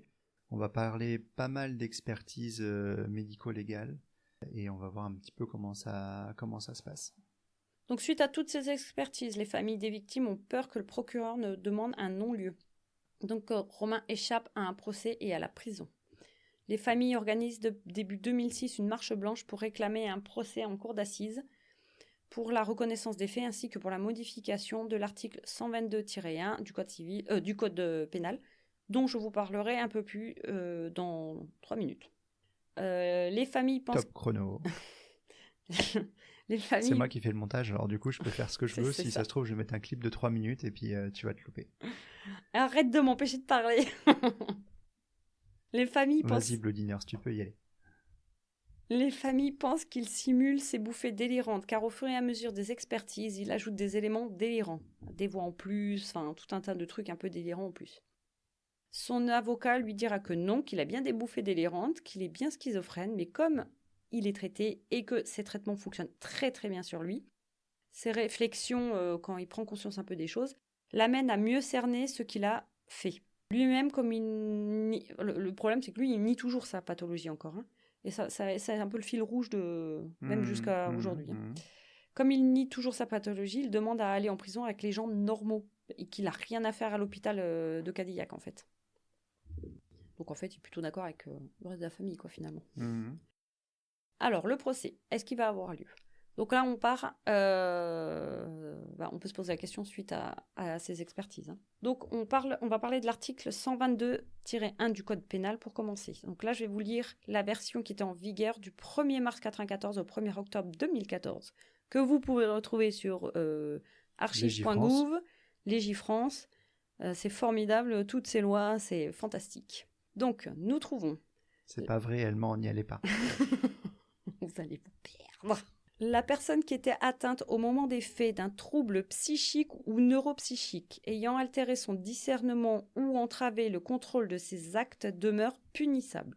Toutefois, la juridiction tient compte de cette circonstance lorsqu'elle détermine la peine et en fixe le régime. Donc, il faut déterminer en procès, en cour d'appel, si oui ou non Romain Dupuis est pénalement responsable et avoir oui ou non un procès. Donc c'est en janvier 2007 que les deux dossiers sont joints, les deux meurtres plus la tentative d'homicide des policiers. Il est confié au juge Donadieu en cour d'appel. Du coup là on est en cour d'appel, on n'est pas en cour pénale. Mais juste la qualification c'est quoi ? C'est homicide volontaire, c'est assassinat, ils envisagent la préméditation, c'est pas encore ? Non, on n'est pas du tout là-dedans, on est sur est-ce qu'il est pénal, est-ce qu'il est responsable. On va voir après. Altéré ou pas altéré, quoi. Okay. Là, c'est le truc qu'il faut faire. Donc, du coup, il est confié à un juge en cour d'appel pour savoir si oui ou non Romain a oui ou non un jugement aboli et s'il a le droit à un procès. Des compléments d'expertise sont demandés à tous les experts ayant vu Romain, donc les 9 experts. Tous gardent la même expertise, sauf le docteur Chanceau, qui ajoute un petit détail dans son nouveau rapport et ajoute une altération importante du discernement. Il ajoute le mot importante. Altération importante. Les réquisitions du procureur de Pau, le 20 août 2007, sont rendues suite à cela. Il demande un non-lieu. Ouais, pas étonnant. Voilà. Alors, les familles des victimes redoutent qu'il renonce au procès. Alors là, on est sur le procureur qui demande un non-lieu. Le non-lieu n'a pas eu lieu. C'est le procureur qui demande, c'est pas encore validé. On est d'accord ? Oui, complètement. Donc les familles des victimes redoutent qu'il renonce au procès, que le juge renonce au procès. C'est là que le 24 août 2007 arrive Monsieur Sarkozy, Nicolas, de son petit prénom, qui était le président à l'époque. Il intervient dans cette affaire. En fait, il est venu faire une visite dans la région à Bayonne. Et en fait, le mari de Lucette, l'aide-soignante, qui souhaite éviter le non-lieu, appelle le jour même ou la veille, je ne sais plus quoi, appelle l'Élysée. Et à le secrétariat, il explique qu'il souhaiterait parler au président. Et en fait, le président accepte de les rencontrer. Les familles sont reçues en privé par le président, qui est d'accord avec leur demande de procès et demande à Madame Rachida Dati, ministre de la Justice, de les recevoir. À la sortie de l'entretien, le président fait une déclaration. « Je veux qu'il y ait un procès pour que les familles fassent leur deuil, qu'il y ait une reconnaissance des faits. » Point. Alors, on passera sur l'indépendance de la justice et de noté. l'exécutif. Là, c'est ça. Voilà. Donc là, j'ai noté « Un climat de pression s'installe. » Un petit peu. Oui, mais en même temps, normalement, il n'a pas... Non, il n'a pas donné son avis, quoi. Donc les familles sont reçues 24 heures plus tard, donc c'est assez rapide quand même, par la garde des Sceaux, Rachida Dati. Elle leur annonce qu'elle souhaite organiser une audience spécifique pour les malades mentaux et supprimer le terme de non-lieu psychiatrique. Les familles se sentent écoutées. Donc là, on a un grand débat national en France, parce que bien sûr, toute la presse part de ça, hein, évidemment, avec un projet de loi en réflexion en arrière-fond. On revient sur le juge qui, malgré la pression évidente, fera quand même un non-lieu. Il se base sur la loi existante, en fait, et il fait appliquer la loi existante. Oui, oui. Et ça correspond, voilà quoi. Les familles font immédiatement appel, et cet appel sera fait le 7 novembre 2007. 7 novembre, oui. En public, à Pau. Là, on est sur un jugement public. Alors, si j'ai pas tout compris, mais apparemment, c'est pas en public normalement. Là, c'est fait en public. Les 3 juges doivent se prononcer sur le bien-fondé du non-lieu psychiatrique et pas de la culpabilité de Romain, pour rappel. Hein. Et oui, mais ça, c'est de la technique judiciaire classique. En fait, on a une question, on doit répondre à la question, et l'autre question que tout le monde, la seule question que tout le monde se pose, c'est est-ce qu'il est coupable ou non, indépendamment de la machinerie judiciaire. En fait, ils n'ont pas à y répondre pour l'instant, ils ont déjà une autre question à répondre avant. Oui. Et ça, c'est très particulier à comprendre pour les gens. Du coup, les 3 juges doivent se prononcer sur le bien-fondé du non-lieu psychiatrique et pas de la culpabilité de Romain pour savoir s'il est responsable de ses actes et être jugé en cour d'assises. Lors du procès, tout le monde est surpris, car il présente bien. Il ne ressemble pas au monstre qu'on s'imagine. C'est monsieur tout le monde. Tu veux voir la photo ? Ouais, je veux bien. Je l'ai peut-être déjà vu, mais... je l'ai sans doute déjà vu. Tu es prêt ? Ouais. Tiens.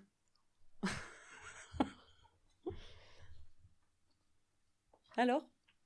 Eh ben écoute, il me ressemble beaucoup cet homme-là. C'est peut-être parce que c'est toi. Ah ouais. Excusez-nous. Chers auditeurs, j'ai mis une belle photo de lui. Elle m'a sorti une grande photo de moi en A4. Tête de psychopathe. Comme si j'étais un psychopathe. Bon, ça peut vous paraître horrible que je rigole pendant une histoire pareille, mais bon, faut rigoler aussi. Non, puis en plus, là, c'est elle rit de moi et pas du cas. Ah non, pas du tout. Oui, il présente normal, en fait, c'est un jeune homme. C'est ce que disait le journaliste, là, l'extrait du journal que j'ai dit au début, tu sais, à l'introduction. Il présente bien, quoi. Taille moyenne, je dirais qu'il fait 1m75-80, il doit faire 65 kilos à peu près, plutôt pâle de peau, les cheveux un peu longs comme ça. Mais, il n'est pas spécialement moche non plus. Non, oui, c'est ça, il est normal, vraiment tout ce qui est... C'est monsieur tout le monde, quoi. Complètement. On le croise dans la rue, on n'a pas forcément, se cacher, avoir peur. C'est ça. Le premier jour, donc, c'est lui qui est à la barre. Il est cohérent dans ses propos, mais passe à des propos délirants en quelques secondes. Alors, il passe dans ses propos délirants, mais en restant calme, en fait. Tu comprends ou pas ? Il les critique ou pas ? Parce que ça... Est-ce qu'il critique ce qu'il a fait ? Alors, non. Est-ce qu'il critique ses propos délirants ? Parce que ça, concrètement, c'est important de savoir si la personne qui a des délires est en train de se rendre compte qu'elle a des délires et que ça ne correspond pas à une réalité, ou si au contraire ça fait partie de sa vie et qu'elle les a intégrés dans son fonctionnement. Alors pour lui, il nie toujours sa maladie là. On est toujours sur. Donc quand ça sort comme ça, c'est naturel en fait, comme. J'ai rien trouvé en tout cas qui montrait l'inverse. Ok. Le second jour, ce sont les experts psychiatriques qui défilent et restent sur la même ligne de conduite de leur expertise rendue plusieurs mois plus tôt. L'abolition du discernement de Romain lors des faits. Malheureusement, le public ne les suivra pas n'arrivera pas forcément à suivre les expertises médicales. Les gens veulent du sang et veulent du... Non, c'est pas ça. Peut-être que j'ai mal dit ma phrase, mais en fait, le public ne comprend pas les expertises médicales parce qu'en fait, ce sont des discours hyper techniques et qu'ils n'adaptent pas du tout à leur auditoire. Donc, ils perdent leur public, en fait. Si tu veux, surtout, quand tu regardes, par exemple, tout à l'heure, on discutait de la différence entre les différentes schizophrénies, alors c'est déjà compliqué pour nous. L'éboïdophrénie, c'est sûr que tu peux pas convaincre un public comme ça, surtout que le public, lui, il veut, il a le responsable, et la seule chose que les gens veulent, c'est que ce responsable soit rendu responsable. Non, mais soit exclu de la société, qu'il puisse pas recommencer en fait, quel que soit le mode. Et là, si tu leur dis, en fait non, il passera peut-être pas en procès, il ira jamais en prison, et que derrière, on va le soigner et qu'on voit bien que le soigner, ça veut dire que peut-être un jour, on va décider qu'il est suffisamment soigné pour pouvoir être dehors. Tu peux pas convaincre les gens que ce soit c'est pas rationnel pour les gens, même si médicalement ça a un sens. C'est pas rationnel pour les gens. Donc je comprends que le public ne le suit pas parce que c'est pas ce que les gens veulent. Et puis derrière, c'était Sarkozy qui soufflait sur les braises, quoi. Quand t'as le président de la République qui dit oui, c'est sûr. il faut un procès, il faut remanier la loi, ici et ça. C'est pas serein en fait comme approche. C'est ça. Donc deuxième jour les expertises, personne ne comprend rien, et que ça soit le public et les professionnels de la justice aussi. Hein. Donc ça rend le suivi un peu compliqué. Ouais. Troisième jour, l'avocat général confirme sa demande de non-lieu. Celui-ci s'adressera à la famille en direct en leur expliquant qu'un non-lieu, ça ne veut pas dire que les faits n'ont pas eu lieu, mais que Romain Dupuis ne pouvait pas être jugé pour des actes où il n'avait aucun discernement. Les familles sont en colère malgré tout. On a parlé de Romain, de sa maladie, mais quasiment pas des victimes. Tout à fait. Donc, ils sont hyper en colère pour ça. Un mois plus tard, le 14 décembre 2007, les 3 juges de la chambre d'instruction valident leur ordonnance de non-lieu psychiatrique. Romain est donc libre pour la justice, mais reste interné en UMD, unité pour malades difficiles, à Cadillac, en raison de sa dangerosité. Romain ne dira qu'une seule chose à ce moment-là, mes parents vont être contents. Il n'aura jamais émis d'avis personnel sur ce qui s'est passé, aucun regret, aucun affect. Ouais. Mais ça, c'est... tu vois, dans le domaine médical, on dit que ce qui est médicalement possible n'est pas forcément humainement souhaitable. Et bien là, je suis persuadé que dans le domaine judiciaire, c'est un peu la même chose, qui est juste aux yeux de la justice, judiciairement légal, ou en tout cas correct, n'est pas forcément humainement souhaitable, ou ne peut pas être admis par le grand public. Et là, les histoires de... parce que ce genre de profil, en fait, les gens demandent à ce qu'il soit sorti de la société, en fait, quel que soit le mode. Et là, il y a, pour les gens, pour le commun, en fait, l'impression qu'il n'y a pas de justice, en fait. Ouais. Après, c'est pas une sinécure, loin s'en faut, d'être en UMD, et que potentiellement, tu peux y être toute ta vie en UMD. Hein, c'est pas... Voilà. Alors là, je vais vous passer je vais vous parler, on va traiter un petit peu les conséquences sur la loi, puis après je vous reparle de Romain Dupuis, parce que là finalement, l'affaire se termine entre guillemets là.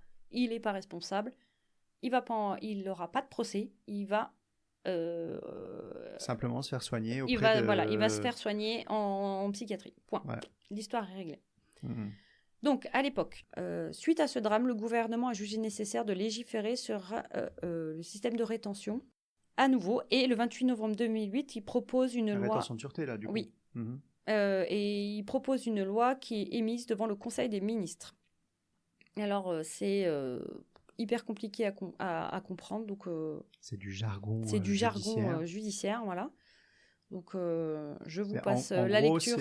En gros, les gens qui ont été condamnés font leur peine et à l'issue, on les réévalue. Et si on estime qu'ils présentent toujours un critère de dangerosité pour la société en particulier, alors là, on parle des crimes les plus graves. Hein. Je crois qu'il y a... viol, il faut avoir été condamné à plus de 15 ans. Sur une victime mineure, sur une victime notamment mineure, d'assassinat, de meurtre, d'actes de torture, de barbarie, viol, enlèvement ou séquestration. Ouais, mais alors c'est pour des gens qui ont eu une peine, mais ceux qui n'ont pas eu de peine, qui sont en hôpital psychiatrique, ça les concernait aussi. Donc cette loi a suscité de vives critiques de la part des juristes, de personnalités politiques et d'associations de défense des droits de l'homme. Le concept de dangerosité, entre guillemets, est jugé flou et sans fondement scientifique, remettant en cause le principe fondamental du droit pénal selon lequel une personne ne peut être punie que pour des actes qu'elle a commis et non pour des risques qu'elle pourrait représenter. Le Conseil constitutionnel, saisi par l'opposition, a tout de même validé la loi tout en censurant son application rétroactive en raison du principe de non-rétroactivité des lois pénales plus sévères. Ouais, c'est sûr. Elle est adoptée le 25 février 2008 et elle paraît au journal officiel le 26.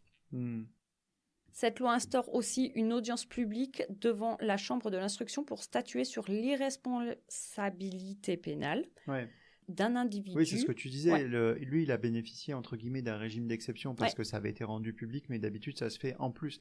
Et ce qui est d'autant plus compliqué à comprendre pour les familles, ça se fait à huis clos, juste de façon technique judiciaire. Et potentiellement, tu dis, bah non, circuler, il n'y a plus rien à voir, la justice ne s'en mêlera pas, et même si le crime était horrible, et si et ça, quoi. Et donc oui, je peux comprendre que pour au moins donner quelque chose au public, il y ait... surtout aux familles. Oui. Donc on statue sur les responsabilités pénales d'un individu en raison de ses troubles mentaux.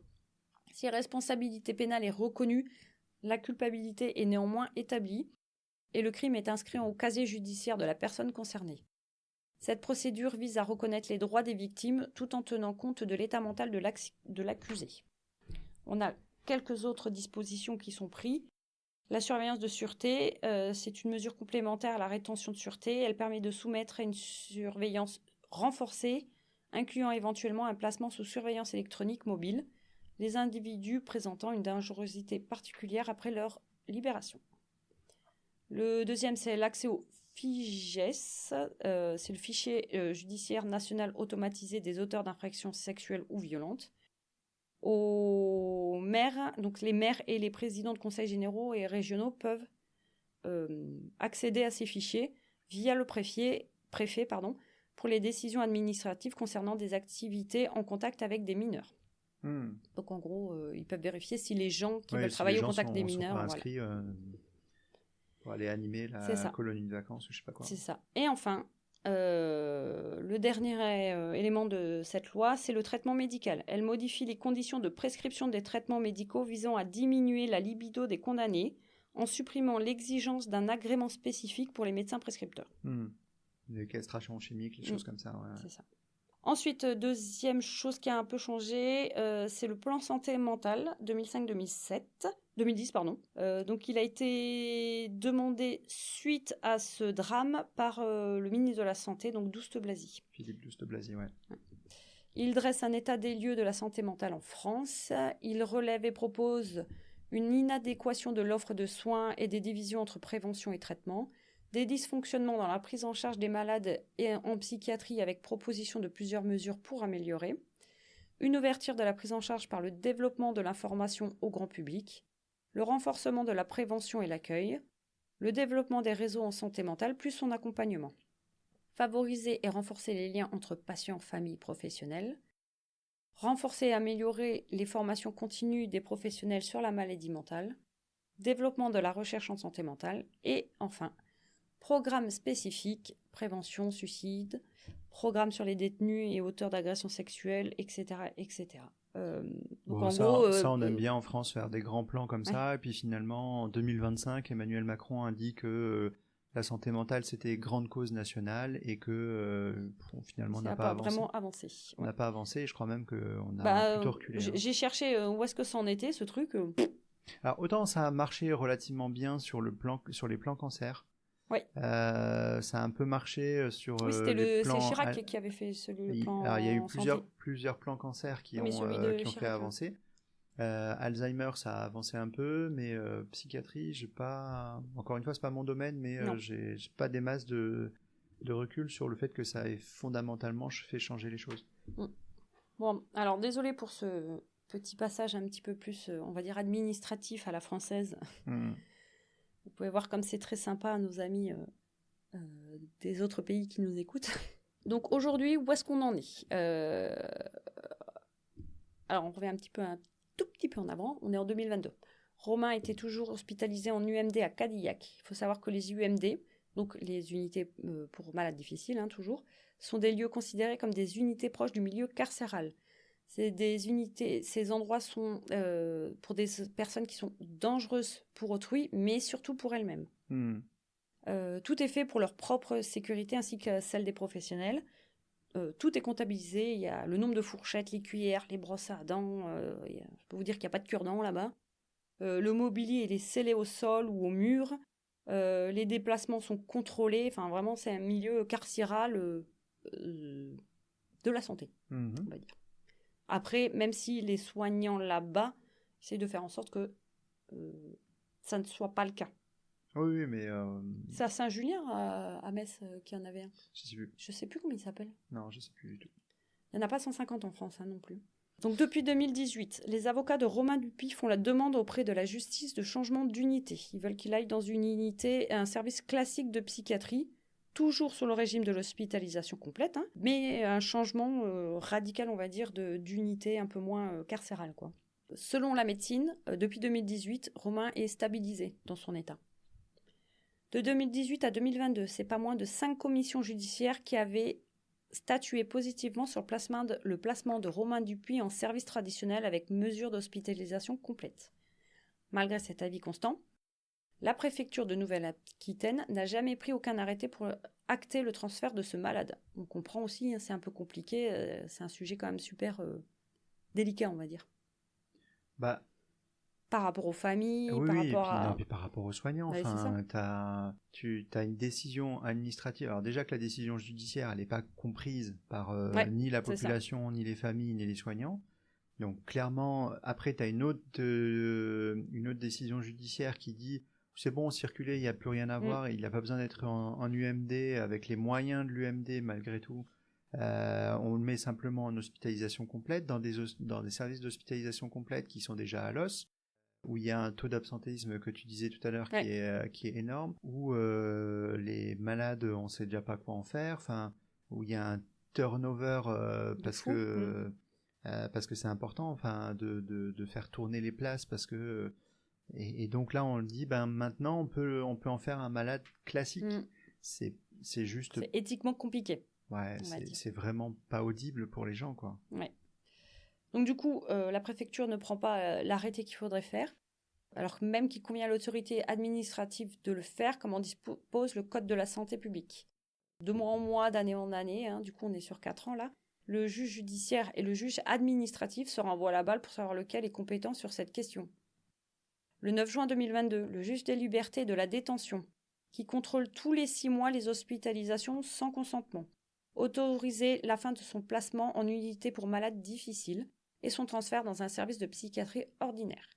Il faut savoir, je ne l'ai pas noté là, mais cette même juge de liberté avait refusé, je crois 1 an avant, un truc comme ça, ou quelques mois en tout cas, de le faire parce qu'elle ne se considérait pas compétente. Et là, ça a été redemandé, elle s'est considérée comme compétente. Le parquet de Bordeaux et la préfecture, qui se sont toujours opposés à ce transfert, ont fait appel dès le lendemain, niant la compétence du juge judiciaire en ce qui concerne ce sujet.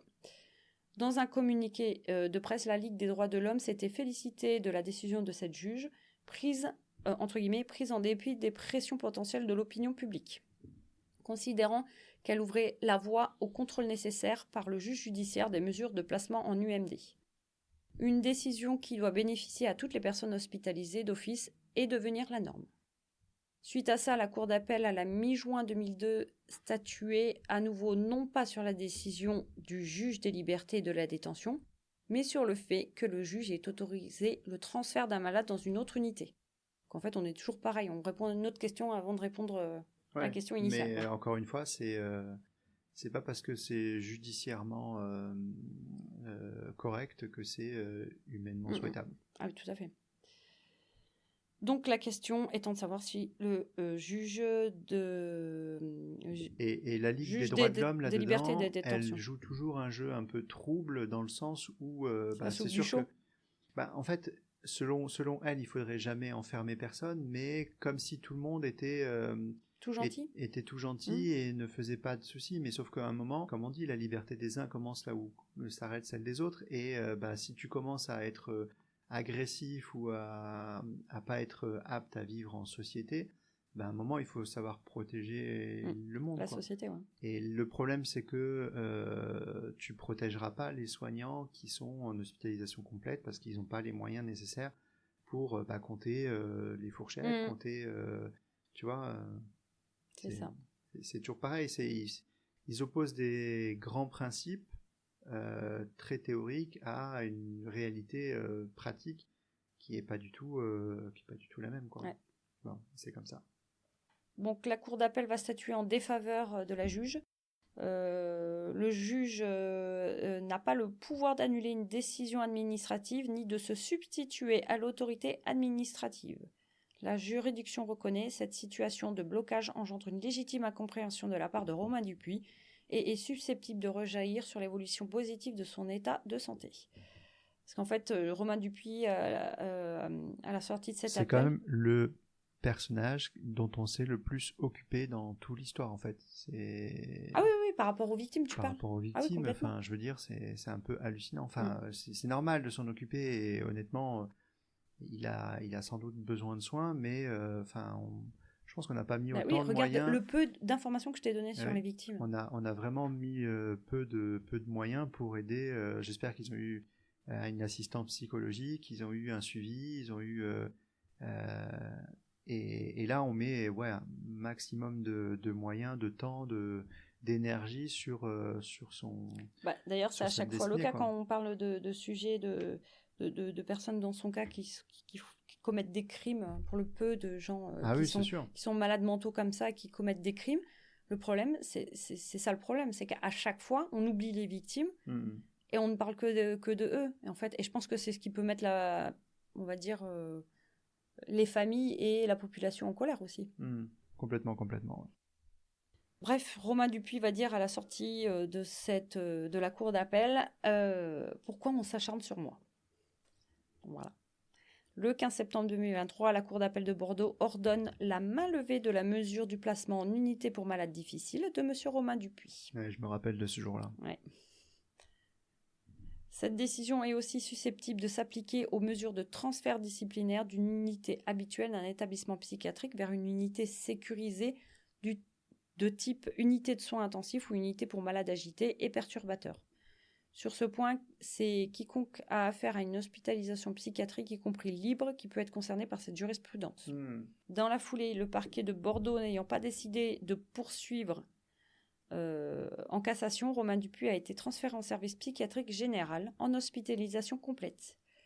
Il est dans un service aux conditions plus souples, mais reste en secteur fermé quand même.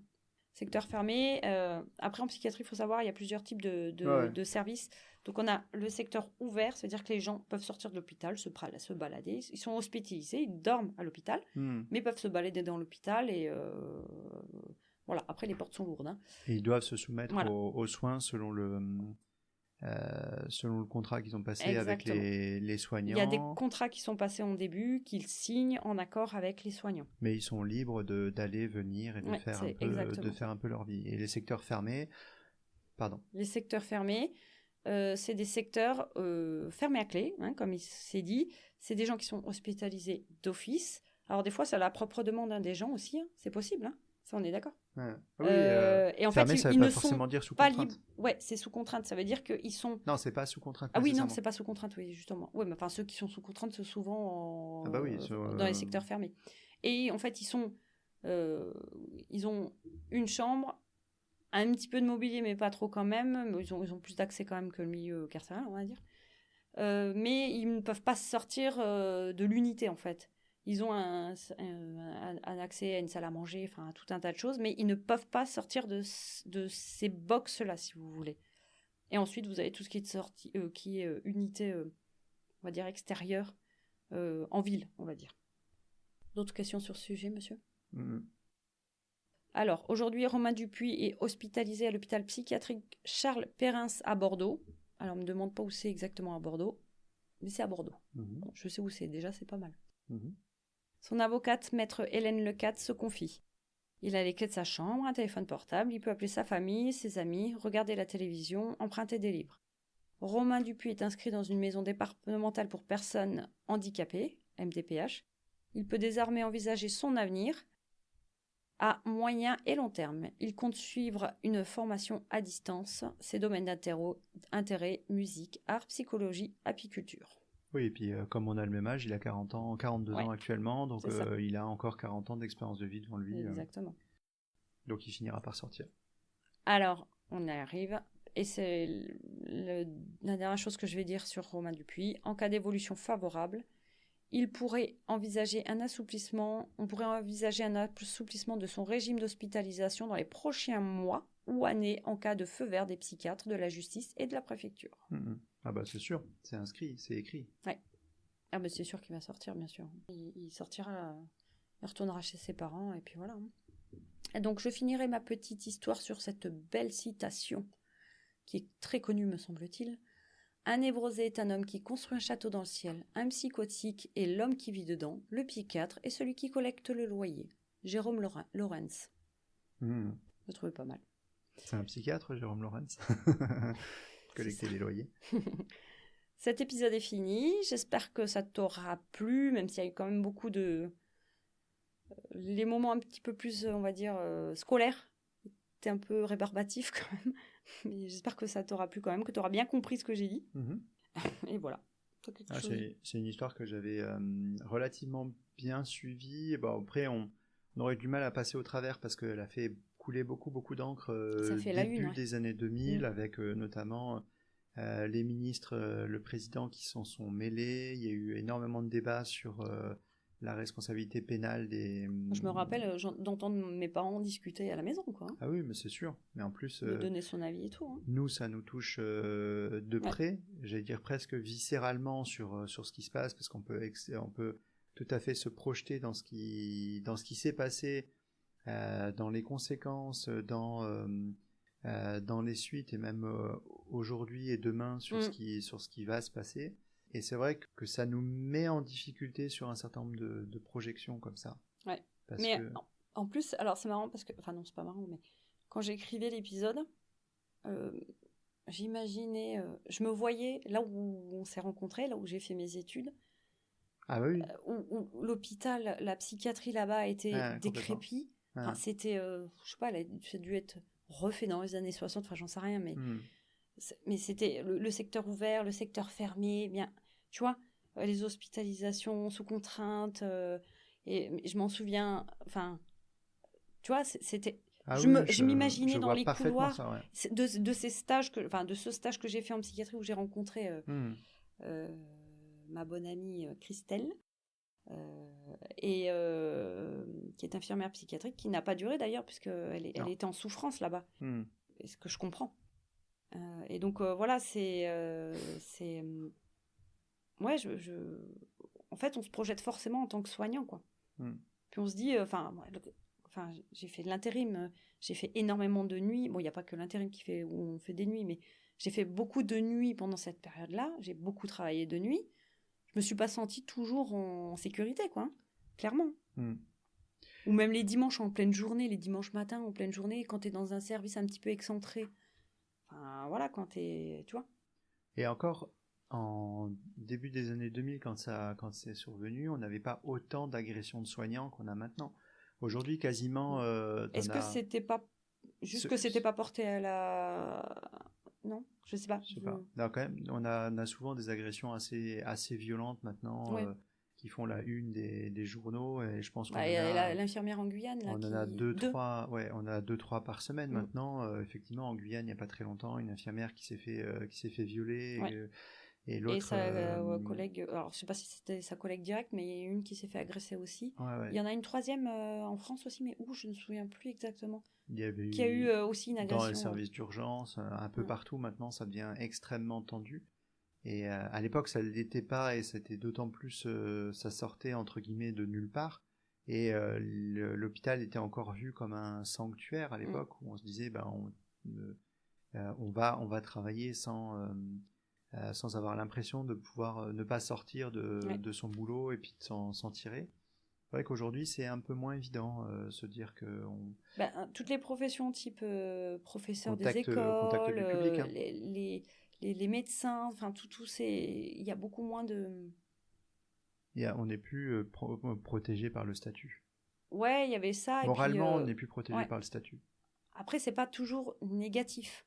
Parce que des fois, il y avait un peu trop de profit, tu vois. Si tu veux. Non, on est d'accord, mais c'est sûr mais il n'y a plus le respect, clairement, du soignant, du professeur des écoles et compagnie, que le métier imposé, quoi, si tu veux. Ouais. Bon, voilà. En conclusion, je voulais vous dire que la psychiatrie couplée à la justice, c'est quelque chose de très... Alors, la psychiatrie seule et la justice seule, c'est très compliqué. Ensemble, c'est un flou artistique impressionnant. C'est hyper compliqué. Surtout quand... Non, puis il y a des technicalités, des technicités qui sont particulières et inhérentes à chaque discipline. En fait, les experts qui rendent leurs conclusions En plus, c'est des critères diagnostiques qui sont beaucoup plus flous qu'en médecine clinique, où on peut avoir des résultats biologiques, des résultats imagerie, des signes cliniques. Oui, parce qu'en plus, tout ce qui était biologie et compagnie, on avait les preuves, quoi. Voilà, et donc en psychiatrie, c'est déjà un peu plus compliqué de poser un diagnostic. Il y a parfois des diagnostics un peu border ou qui sont soumis à interprétation, donc ça c'est la première des choses. Après, derrière, le juge doit se positionner par rapport au droit, et avant tout. Et ensuite, il faut... normalement, c'est le droit qui est censé matcher avec la demande et l'envie et l'aspiration du peuple, en fait. Et là aussi, il y a de plus en plus, on constate que peut-être que le droit n'est plus en phase avec ce que on va dériver petit à petit avec ce que les gens veulent ou demandent, et finalement on a tout un tas de gens qui ne comprennent plus les décisions de justice, la justice qui comprend pas la psychiatrie qui comprend pas la justice. Finalement, à la fin, on se retrouve avec personne ne se comprend, avec une situation où on se dit je suis pas satisfait, quoi. Et clairement sur l'affaire Romain Dupuis, en tant que citoyen, je suis pas sûr d'être satisfait de ce qu'il en est ressorti. Ce qu'il a été fait, ouais. Donc juste, je voudrais vous rappeler, les malades mentaux sont beaucoup plus souvent dangereux pour eux-mêmes qu'ils ne sont pour la population. Ça, c'est sûr. Les fous, entre guillemets, sont dangereux pour eux-mêmes pour la plupart du temps. Il y en a qui échappent et qui pètent des câbles comme ça, comme on l'a fait Romain Dupuis, comme l'a fait, je sais pas s'il a été étiqueté psy, d'ailleurs le tueur de la petite Anne. Je pense qu'il n'a pas été, c'est trop frais encore, il n'a pas eu le temps d'être vraiment... Il est peut-être en train d'en cours d'expertise.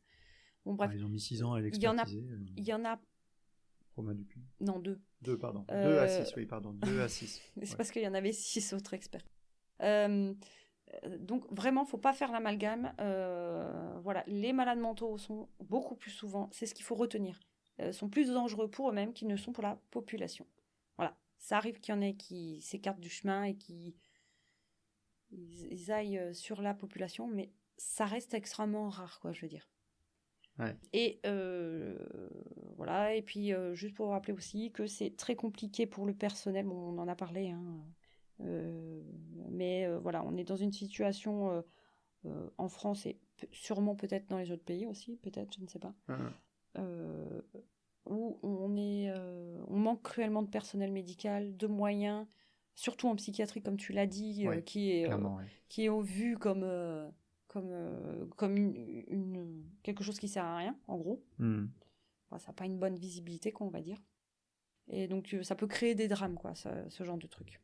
Et je finirai de parler juste en vous redonnant le nom des 2 victimes, qu'on n'a pas beaucoup parlé d'elles. Je pense que c'est important. Donc Chantal Klimaczewski, 48 ans, l'infirmière, et Lucette Gariot, l'aide-soignante, qui avait 40 ans. Ouais. Et voilà. Eh ben écoute, merci Blue Dinners pour cette histoire qui nous a fait replonger dans un passé pas si lointain et finalement très proche, en tout cas humainement très proche de ce qu'on vit, de ce qu'on a vécu. Je pense qu'il nous a suffisamment marqué pour nous avoir un peu forgé aussi notre expérience. Moi, je vous dis merci à tous pour en être arrivés là sur la lecture de cet épisode. Merci, comme on le disait en début d'épisode, pour vos retours et vos écoutes. Ça fait plaisir de voir un petit peu que quand vous nous faites des retours. Donc, n'hésitez pas à faire des commentaires et à nous laisser des likes. Est-ce qu'on peut faire un petit remerciement à notre collègue podcasteur belge? J'ai pas coupé ton micro, donc vas-y, tu peux y aller. Je couperai ça au montage. Comment il s'appelle? C'est le scénario du pire. Le scénario du pire, qu'on remercie vivement. Il nous a fait une publication. Il nous a attiré de nouveaux followers. Et punaise, on a eu... Cool. Ça a pété dans tous les sens. On a 700 lectures ce soir, 700 lectures de tous nos épisodes. Donc on est très content. Merci beaucoup à toi, à vous même. Parce que lui aussi, il travaillait avec une autre dame et là, il travaille avec son épouse, c'est ça ? C'est ça. Et Dans la saison 4. allez écouter surtout leur podcast qui est très intéressant. En fait, ils prennent des faits, des crimes qui feraient de bons scénarios à Hollywood. Donc, c'est assez sympa. Donc, n'hésitez pas, vous le retrouvez sur Spotify et sur toutes les autres plateformes, comme pour nous. Donc, et merci encore à vous deux de nous avoir explosé les trucs en espérant que ça plaît aux gens. Et on a vu que ça avait pas mal de lectures aussi en Belgique et au Canada. Ouais. Donc c'est plutôt chouette. On adore les Canadiens, donc du coup ça fait un peu plaisir. D'ailleurs, je buvais une tisane à l'érable oui, c'est vrai. Ce soir pendant que je t'écoutais. Donc n'hésitez pas à vous abonner sur nos plateformes. Nous sommes sur Spotify, Apple Podcast, Ocha, toutes les autres. N'hésitez pas à nous laisser donc des messages, des commentaires, un max d'étoiles. Vous pouvez nous suivre sur les réseaux sociaux. Nous sommes sur Facebook, la communauté de Medicine City Podcast. Nous sommes sur Instagram, Medicine City Podcast, et sur TikTok, medicinecity.pod. Prochain épisode pour toi ? Allez jeter un petit coup d'œil aussi à notre Patreon qui commence à s'enrichir sur les bonus, et on a ouvert cette semaine une nouvelle session un nouveau chapitre de Medicine City qui s'appelle le Freak Show, qui va pas être des histoires judiciaires, criminelles, des affaires de scandale ou sordides, mais qui va être des histoires bizarres, curieuses, atypiques de la science biomédicale et de la médecine, et où on va à l'occasion du dénichage d'un article médical publié dans des revues scientifiques, discuter de cas particuliers. Et donc les 2 premiers épisodes sont sortis. Alors là, ça traite de médecine légale et c'est des gens qui se sont suicidés de façon avec des impacts multiples. De façon particulière. Et on va essayer de sortir... Où on aurait pu croire qu'on les a aidés. Ouais, on a planifié une sortie mensuelle. En tout cas, il y aura 12 épisodes du Freak Show qui sortiront cette année.